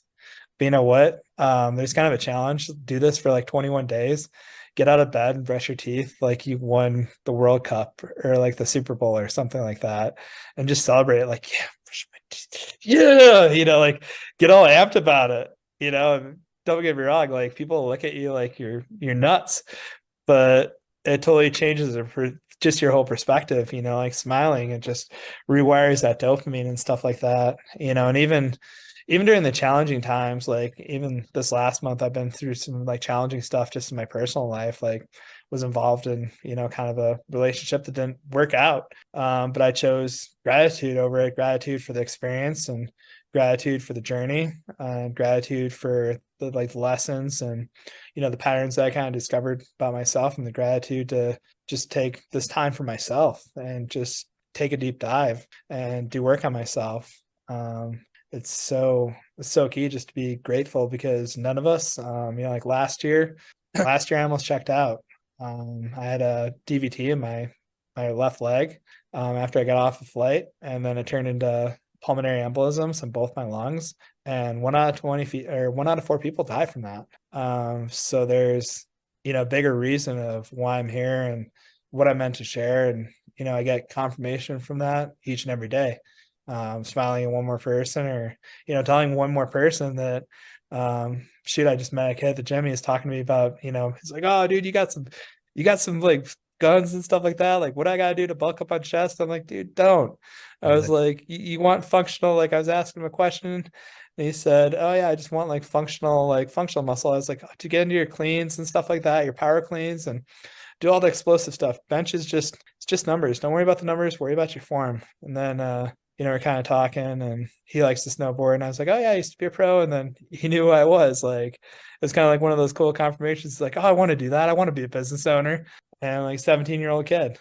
It's just cool to kind of pay that full circle. And I was like, man, I think I turned pro like when you were born. Or maybe like a little bit after it, but it's kind of cool, like full circle, kind of like what goes around comes around. Or just connecting with all the people that I've connected with in the last week. Just being grateful for that, and just being able to share the knowledge and share the story, and shift people's pentagrams and perception and stuff like that. Just to let them know that their dreams are possible, and even wrote about that in my last book. Get awesome, where passions meet purpose. It's just helping people find their true north. Going through a lot of the personal stuff. You got to go through that personal journey before you can ever start a business, because those things they'll get in the way, and you'll just unravel like a zipper, if you don't have that strong personal side with it too. That's so cool. Like, how do you go about, like, you talked about transmuting, like, how do you go about transmuting anger or exhaustion? Like, I remember I've been sort of really pushing it since the New Year's, and I just had a long weekend recently where it was like Friday night, Saturday night, Sunday night, Monday night, and then I think Tuesday hit, and yesterday I was just exhausted, and like I was catching up on emails, catching up on company, sort of reviewing a bunch of Trello cards that I needed to review, and things, I was just spotting so many errors within my company and team, and I was just frustrated. And I was like, tomorrow I'm probably going to feel much better, and I feel much better today, but yesterday did not feel good at all. So when you feel exhausted, you know what that's a sign your body's telling you to do? Rest, or what fills your cup? Going on walks, nature. Yeah, that's probably the biggest thing, nature. You want to know what? You're going to figure it out when you get out there in nature. All those problems, you'll just find a way of like solving it. Just because you're connecting with nature, connecting with that divine source, it'll just replug your mind, and then you're moving and stuff like that. So it's going to allow you to just solve that, because you're out there, the spirituality and the connection with nature, the movement in conjunction with that. It's just your mind's gonna figure it out, just by proxy. But if you're just sitting there constantly like, I gotta do this, I gotta do this, I gotta do this, you're focused on it, because what you focus on, just like the grass is greener where you water it. But sometimes you kind of have to let it grow. You gotta let it, you gotta let it be nighttime. Um, Plants can't grow 24/7 a day. They need night cycles as well too. So your brain kind of needs that as well. Um, that and screen time is so real with so many of us too. Like we just need to step away from it. Life's not screens or anything like that. Transmuting anger, that's just saying, like you got to look at what's making you angry. Why is it making you angry? And then you have to say, all right, the why, this is making me angry. This is how I feel. This is how I want to feel, and you can kind of say the opposite.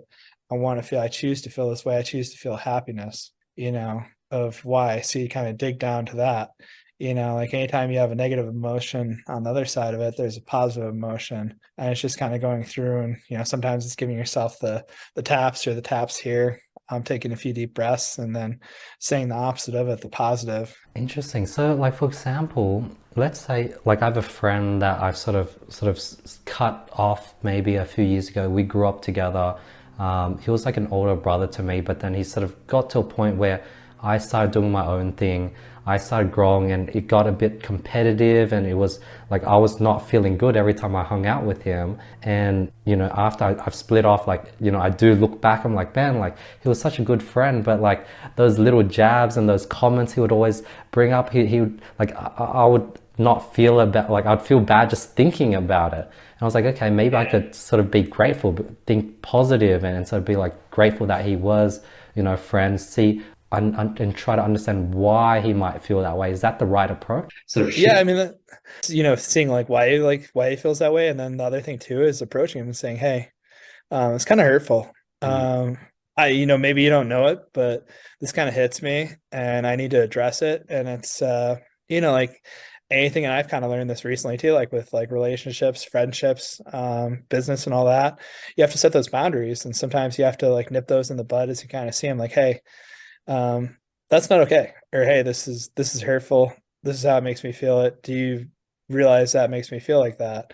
And sometimes it's just subconsciously on them and their part, and they're like, oh man, I'm so sorry. And I went through that with a friend like that I grew up with in Wisconsin, and he said, a while back, he said, man, I believe in you, I believe in what you're doing and all that. And we kind of had that heart to heart talk of, hey, I don't appreciate that, you can't do this, and I'm not taking this. The other thing too is a lot of people, they'll compare your chapter 7 to their chapter 3. In comparisons, the means all, be all, or be all end all, to everything. You can't compare anybody's chapter to your chapter, or like where you walked into their chapter. It's their chapter, even though we do run this race kind of together. It's a marathon, and we're all in it as individuals, and it's our individual journey. We just have people sharing the journey and walking the paths along with us. Yeah, I think that advice is so good. Like beginning of the last year, I just started just being really honest with a lot of people in my circle. And I remember catching up with him after ghosting him for a while because I wanted to just come, and I just had the tough conversation. And I thought things were going to be better. I thought we were going to be tighter than ever. Like he sort of understood where I was coming from. I was like, yeah, let's do this again. Don't worry about lunch. You can get me next time. We'll catch up again soon. I'm really excited. And he sort of just never got back to me. And I've reached out, and like it's sort of, there was no closure. Like it was weird. Like I gave him the tough talk, and it's just like we're off, and there's zero closure at all. And now I think about it, it's like, man, like that sucks. It sucks, and it's life, like sometimes like friendships, relationships, business stuff, like sometimes you won't get closure. The closure is their actions. The actions speak louder than words, unfortunately, and that's just the way the cookie crumbles. You're not always going to get that. Like the, hey, I wish you the best, always and forever. You're not always going to get that. Sometimes it's just nobody texts you back or writes back, or emails go unanswered and stuff like that. And that is the closure. They're in action, and they don't know how to do that, or they haven't evolved on their journey, or they're still hurting, or they're still holding something. But the best thing you can do is let go. In your heart of heart, that you've done everything that you can do, and you've cleared your conscience. That's all you can do. Closure is, it's an internal thing. It's within you, and you got to look at everybody. It's kind of like I did this exercise with a group where I said, write down everybody that's angered you, be like coach, parents, brother, sibling, bullies, go through and forgive each one of them individually, text them, write them, even just write it down or say it out, say it out loud. And then the last person you got to write down is yourself, because you got to forgive yourself for allowing those people to occupy space in your head. That's powerful. Forgiving yourself for letting, like, because you're right, it does occupy myself, and I've tried, I let it go, but you're right, I need to forgive myself for letting it just occupy in my head. That's what it is. It's kind of like the final act, like we just gotta say, hey, self, you gotta transmutate the anger, the sadness, and then there's the and if there's like a, love relationship, sometimes it's releasing like that whole soul connection or that soul bond too. But sometimes that's somebody you grew up with, like a brother, brother from another mother, you got to release that soul bond too, and sometimes that's the toughest thing, but the best thing to do is to, just let them be them. It's the most loving thing you can do. That's so beautiful, Jeff. Last year, you were really focused on just like yourself, that spiritual journey. What's your focus for this year? What's the next sort of year looking like for you? What's your micro sort of focus? Oh, this next year, I mean, it's growth obviously there's growth in the business side, and then still out there looking for that person, whoever meets me or whoever meets me in my energy where I'm at, and I compliment them, just kind of on that journey. And yeah, just enjoying the adventures and being a free range human and helping more people obtain this lifestyle. Helping another 10, 20, 30, 40, 50 people as we kind of roll out some new projects with New Money U, helping them, with like our one invest in our general fund or, kind of our level 100, 200, 300, 400 deals where you can get into unaccredited investor to accredited investor deals to enterprise level institutional investors type of deals, just by going through that stuff, but opening the doors and helping more people solve the transactional side, but also helping holding space for the transformational transmutational side as well too, because I think that's so crucial in helping people balance. I'd love to see this world vibrate so high, like we hit transcendence. Will it happen in my lifetime? I don't know. But I know I can make that happen in, my circle, just by affecting people and all the people I kind of come in contact with. Like last year, I saw, like I said, hey man, this could be it. I'm thankful for everything I've done, and kind of had that talk. And I said, if I get anything more, they're 40, 50, 60, whatever, however long it goes past this, it's all bonus time. I'm going to do it that much bigger, that much better, and spread my impact that much wider. It's like, the other thing too is like the law of reciprocity. When you skip a stone down a lake or down a river or in the ocean, those ripples go forward. It takes a little bit for those ripples to go back, but eventually they do come back. That is so beautiful. Jeff, where can people find more about you? Where can they get your book? Where can they basically just hear more of these golden gems? Oh, rad. Yeah, man. So like jefflavin.net. My book is on get-awesome.com. Then there's newmoneyu.com. Really, wherever you're happy finding me. Like I'm on all the socials, the talks, the IGs, the snaps, YouTube, the tubes, wherever you're at, LinkedIn. I'm happy to meet you there. And really it's, this is kind of my joke that I tell everybody. It's like peeing in the shower. It all goes down the same drains. Don't pee in the shower though, but it all ends up on my phone eventually. So yeah, however you're comfortable reaching out, reach out. Always glad to have conversations. Most of the time it's me. I try and keep as much of the social interactions as I can one-on-one and keeping it personal rather than kind of like rolling in team members and stuff like that. Like you'll see, like the big guys have people talking on their Instagram and stuff like that. And I like having those conversations with the peeps and stuff like that. Always makes my day. Tell me a bit about this sort of next chapter of this journey. You're sort of starting to create content, you're starting to write books, you're starting to communicate directly with like individuals. What's this next chapter looking like? What's the main focus with it? Oh, so this next book, I mean, it's Adventurepreneur. It's all about the free range human project and just enjoying enjoying life and just being in balance, like going out and surfing every day from 7 to 9 and 9 to 11, doing a little bit of like work and stuff like that, 11 to 1, biking or snowboarding or something like that, and just mixing up the day. But really just kind of creating some kick-ass content. I'm either going to acquire it or hire a content team here pretty soon just to follow me around and kind of journal all the interesting stuff I do. Because I think my life is normal.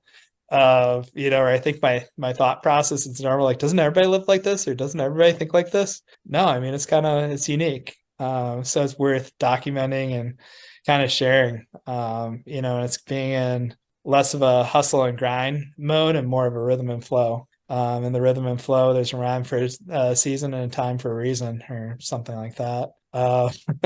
But there's a time.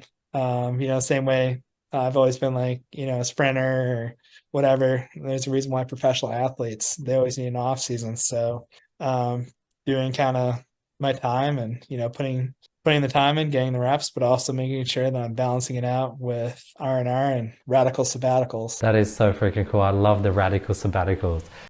Thank you so much for your time today, Jeff. I really appreciate it. I've learned so much. You just have so much knowledge that I've probably like scratched the tip of the iceberg. I learned so much today. It's insane. Like, it's like usually I'm able to sort of understand my guests and sort of dig deep, but like I could definitely see with you, I have not been able to dig that deep enough because there's just so much there, and it's just so admiring to just watch this. Yeah.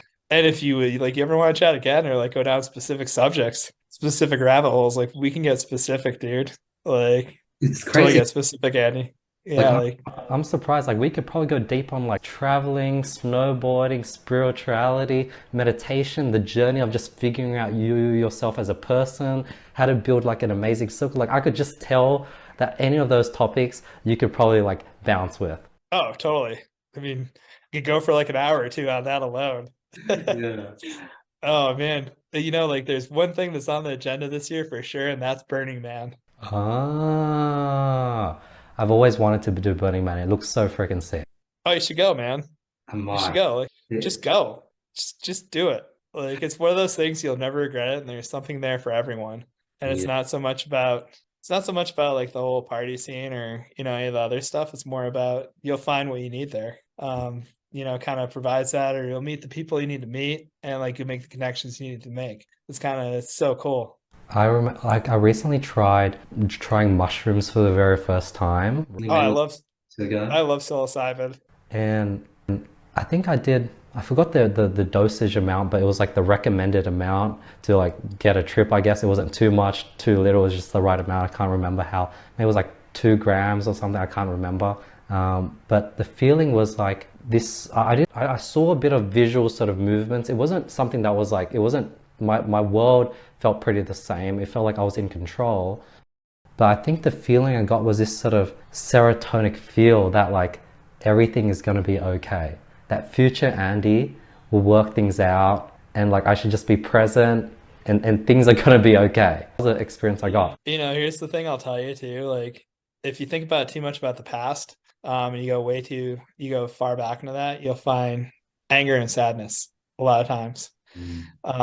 And if you think too far about the future, anxiety, lots of anxiety, and being in the present, just in the moment, it's so pure. And, one of my favorite things to do, like kind of like, leading groups and stuff like that, is take them kind of like what it feels like to be like a, extreme sports athlete or a high performance athlete.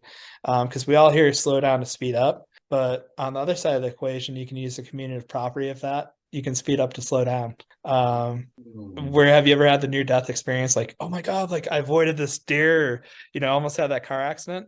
But what happened afterwards, where everything slows down and like all of a sudden afterwards you have this amazing flow state. So that's something that, high performance athletes were able to get into that whole state of mind. And then you can use that flow state, speed up to slow down. And then, you're slowing down to speed up on the other side of it. So it's kind of a way to trick yourself into it and rapidly put yourself into that state and create flow. Interesting. Like, I've been in situations where I've gotten lost in, like, I recently went to New Caledonia. I did this hike and I just got lost in the mountain. Like, it was 2 days, no food, slept on the mountains, shivered, just followed the river home, freaking had to decline a bunch of waterfalls. So I've been in really tough situations of being lost in the desert. I did this road trip into the middle of Australia. But those tough experience came nowhere as close as, I remember I was rushing back to Sydney to do a podcast, and I was just overtaking cars on this 2-lane highways. I was sort of out in the desert, and there was this one overtake where it was like a 2 or 3 carriage truck, and I didn't realize. And as I was overtaking it, I was approaching a hill. So I could not see if a car was coming down. And just with pure luck, I was able to overtake, get ahead of it, get to the top of the hill, and there was no car incoming. So that was just pure luck that I was able to survive it with those other tough situations. Like, I knew my body would be able to take it. Like, I could probably go, like, it wasn't fun not having food and just hiking for 2 days straight in a jungle and having no directions. But I sort of knew that I would be able to figure it out. But in that other situation of driving, like, it was just pure luck. And if it wasn't, like, I was just lucky. I had no control, and that really, like, shook me. Yeah. And you know what? What do you get afterwards from it? That, like, life is not guaranteed, that I should start seeing the time I have as a bonus. One, no more overtaking cars. So know when I can overtake cars. Like that was a big lesson of, like, not sort of, and not rushing because there's a podcast I need to get to back in Sydney. Yeah. Yeah, for sure. I mean, in Australia, like Sydney, you're on Sydney time, man. Like, don't you guys surf out there? Yeah. Like, just, there's really killer surf. You get bioluminescence out there. Shoot, last time we had bioluminescence in San Diego in 2019 or 20, I definitely microdosed and went out and surfed, and it was like every time I touched the wave, it was like Tron. It was like boop, boop, boop, boop, boop. And then I was like, and then as I'm dropping, like paddling up, I'm like, I'm dropping down. I'm like, I'm riding this amazing cloud of thunder and lightning, and this is so cool. But I'm like so hyped, like mushrooms, like especially lion's mane and stuff like that. Like that's less of a psilocybin based mushroom, but it's more of a functional mushroom. There's actually experiments of that replacing caffeine, because it's more of caffeine's a dilator, vasodilator. So people have AFib and stuff like that. It causes other issues, but you're gonna get the same focus power from mushrooms, and even like microdosing in a sense too. Functional microdosing gives you like a lot of like hype and a lot of power and a lot of like focus, and you're in the zone, and you kind of get put in a flow state pretty quick too. When you're talking about the past, present, how like future gives you anxiety, past gives you sadness and anger, and present is sort of that nice sweet spot. And thinking back to that mushroom experience, the difference between me being present now versus me being present when I was tripping was that I really trusted myself. Like, I knew that Andy present was gonna figure things out, and whereas me now sober, when I am being present, I still do get a bit of doubt that, okay, maybe current Andy is doing something and it's not going to work out. The trips have taught me how to really believe in myself. Yeah, believe in yourself, and you want to get into like even crazier, powerful equation. Time's a concept that we created. Past, present, and future. When you really get into like DMT or LSD is going to give you more visuals. I'll never look at Venetian blinds the same. But like ayahuasca, some of the other like DMT and some of the other more powerful ones, you'll realize that time's a concept, past, present, future, in a 5D situation, they really don't exist. It's just now. And it's like, I don't know how to explain it, but it's one of those things you get in a 5D journey, where you kind of take a out of body experience from it. And there's space holders on ceremonial people that do it kind of all over the world. That's one of the coolest things you could probably ever do, like ayahuasca journey, or some of the other ones too.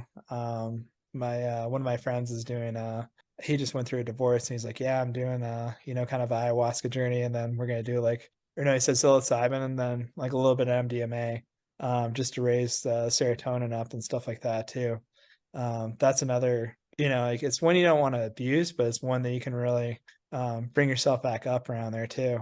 especially if after you do like psilocybin and stuff like that. And it's great to have, your proper space holders and stuff like that. And don't get me wrong, like I do some sneaky retreats like that I don't tell people, like in the circle, the super circle of people that I know that want to have like a plant-based medicine retreat and stuff like that. We kind of do those and put those together, and like rent an Airbnb and, have our space holders and stuff like that and bring them in, just to kind of have a cool journey. It's a internal journey, but also you have a, external with like everybody you're kind of around and stuff like that. And it's all high vibing, kind of like a mini mastermind Burning Man, I guess. It's super fun though, but you leave those things just refreshed, and reset. Much, like doing those things like once a year is a good time for a reset. Like we all kind of need to reset and just, like you turn your phone off and reset your phone. You reset your computer. You kind of have to reset your brain and stuff like that too sometimes.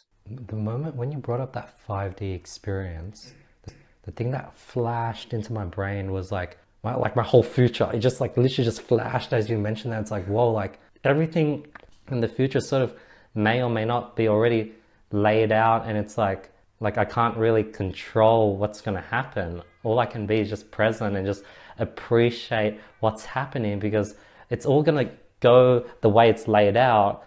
So it's like, it's not like I can't do something drastic to change my destiny. All I can do is just be like a present, sort of be present in my vessel and sort of really go along with this journey that my body is going to take me to, and not be worried about the future. It's like, well, when you're in a train, you're not worried about where the train's going to get to you. So just try to sit in the train and enjoy the view, know that the train is going to get to where it needs to go. Yep, exactly. The train's going to go, and, it'll get there when it gets there. It's everything's going to be okay, as the saying goes. When you do these experiences, like after the mushroom experience, I remember like the next day, my brain felt like stretched out. I was a bit less focused, and you're probably like super self-aware, so you can tell when you're down, when you can tell when you're exhausted. Do you sort of just you sort of expect to take the next few days off and sort of know that the experience you experience is worth you sort of losing 3 or 4 days out of your... Yeah, you're gonna lose like a little bit of days also too, but also it's, you gotta like, that's the other thing of doing it like with a placeholder, like with people who specialize in that, because you're depleting your body of, certain nutrition and certain things. So you supplement based on that, to bring your body up, like, like nootropics, or, like, dude, like I got a whole, like I probably have like 10 different supplements that I take like daily in here, that's like measured out specifically for like my body, from like Adaptomax to, Lavin elevated NRF2s and stuff like that. So like you're just bringing your body back into balance. You're taking out of balance with psilocybin, because it's a little bit of, a poisoning to your body, but also it's giving your whole mind and everything like that a reset, and it's plant-based medicine, so it's doing it. But then you're going to go take what you're depleting yourself from, and you're going to re-add that, with like natural supplements and stuff like that, and that'll save you the 3 or 4 days. But also it's good to unplug for that time too. Put the tech away and put all the stuff away, and just go out and be in nature and do stuff in nature, and don't worry about running a 7, 8 figure, 9 figure, 10 figure company. Like there's a reason why Google executives and A-player CEOs and stuff like that go to Burning Man. Yeah. Because they turn off their brains, or like you're not really turning off your brain, but what it is like our souls have a way of kind of going on our journey, and it's realigning your mind and soul with your body, and like connecting all 3 of those together. And that's probably why like you're out of balance, but you're feeling that reconnection of the 3 of those coming together. But when you feel the 3 of those kind of coming together, what you do feel is kind of like a state of, you will feel like transcendence, like where you're like, wow, this is great. Like you just feel like balanced, like life's good, woosah. Yeah, so right. Like I've heard stories about like Elon Musk going to like Burning Man, how Eric Schmidt, the previous CEO of Google, met Larry Page and Sergey. Like it's like a lot of like Burning Man is like a thing for like these tech like people, these sort of entrepreneurs, and which is crazy because it's so juxtaposed. It's like the complete opposite place you'd think you'd see those people. Man, I love the fact how you have all those freaking supplements, Jeff. What's your thoughts on things like tap water and fluoride in tap water, eating too much meats, broccoli sprouts, like all these different opposite So, things. that's a journey that we all kind of have to go down for ourselves. Like tap water has fluoride and stuff like that. So, but I come from a generation that drank from the hose. Mm.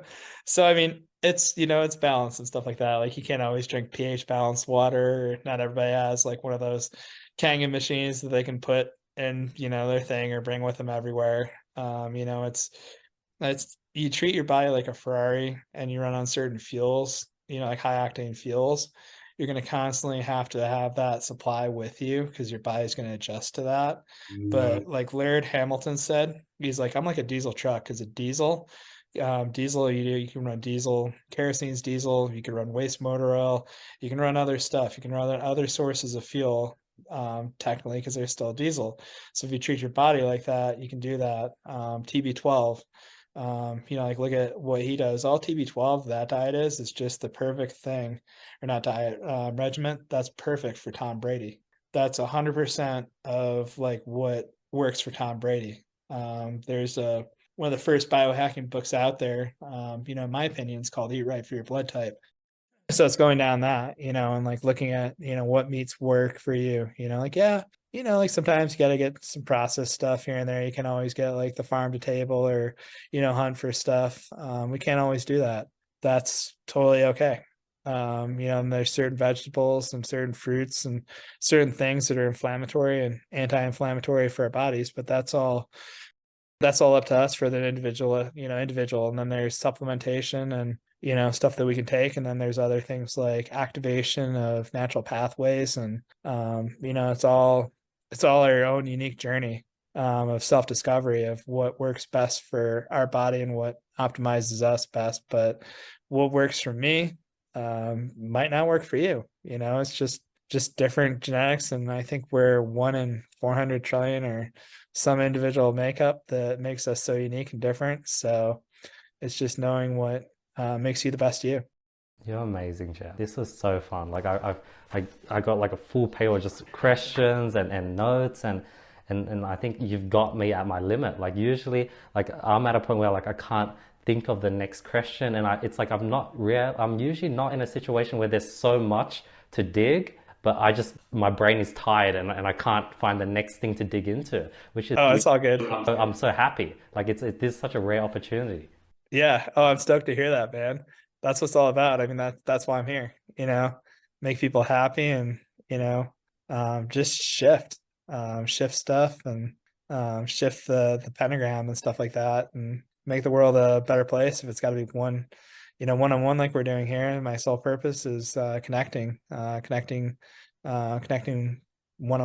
connecting audiences and stuff like that, speaking on stages and connecting with information and connecting with others. It just comes naturally, and it's why I'm on this rock going around this the bright shiny star. Thank you so much, Chef. I'm so excited. Like the clips, like I'm so excited for my team to just chop it up, and because we do so many freaking topics. There's gonna be so many shorts. Yeah, shorts galore. Heck yeah, I'm stoked. Thank you so much, Chef. I really appreciate your time. Like I think the audience is gonna love this. I want them to all buy your book. Like I'm gonna go ahead and buy your book and then go through everything that you've written. And then I'm excited for the new book that you're sort of putting together as well, Jeff. Oh yeah. The book I wrote is like I kept it under 80 pages on purpose so somebody could just be like, and like take it and apply it. And then there's a call to action. A couple of them, like, and then we did some 3Bs with it, but don't jump on. I mean, you jump on the funnel if you want to jump on it, but you got my contact. Just reach out. Kind of like that's like the way I left it open with the book, where it's like, yeah, reach out to my team, but me and you, we got like that one-on-one. So you got my email, you got my LinkedIn, you got my Insta too. Like slide into any one of those DMs, and reach out. And then the next one, it's more of this last one is the what and the why, and this next one is more of the how. So if somebody can take my book and become a billionaire, I'm stoked. But there's gonna be a lot of fun stuff that we can kind of offer on the back end, for courses and assistance and stuff like that too. That's awesome, Jeff. Thank you so much for your time today. I've learned so much. This has been so fun. I didn't know what to expect going to this call, but this was so cool, and I really appreciate your time. Everyone, if you guys made it this far, thank you for your time, for watching this video. Please reach out to Jeff. Please send him a message on all his platforms just to thank him and just to say hi. Heck yeah. Yeah, thanks so much, Andy. I appreciate you, man. And thanks everyone for watching. If you've made it this far. If you guys made it this far, thank you so much for your time. I really, really appreciate it. Please drop a review on Apple and Spotify. I've been going through all the reviews. I'd love to get your feedback. And if you guys have any questions at all, hit me on Instagram, message me at Andy Kumar. I'd love to say hi. And I'll see you guys next week with another episode of the podcast. Rad.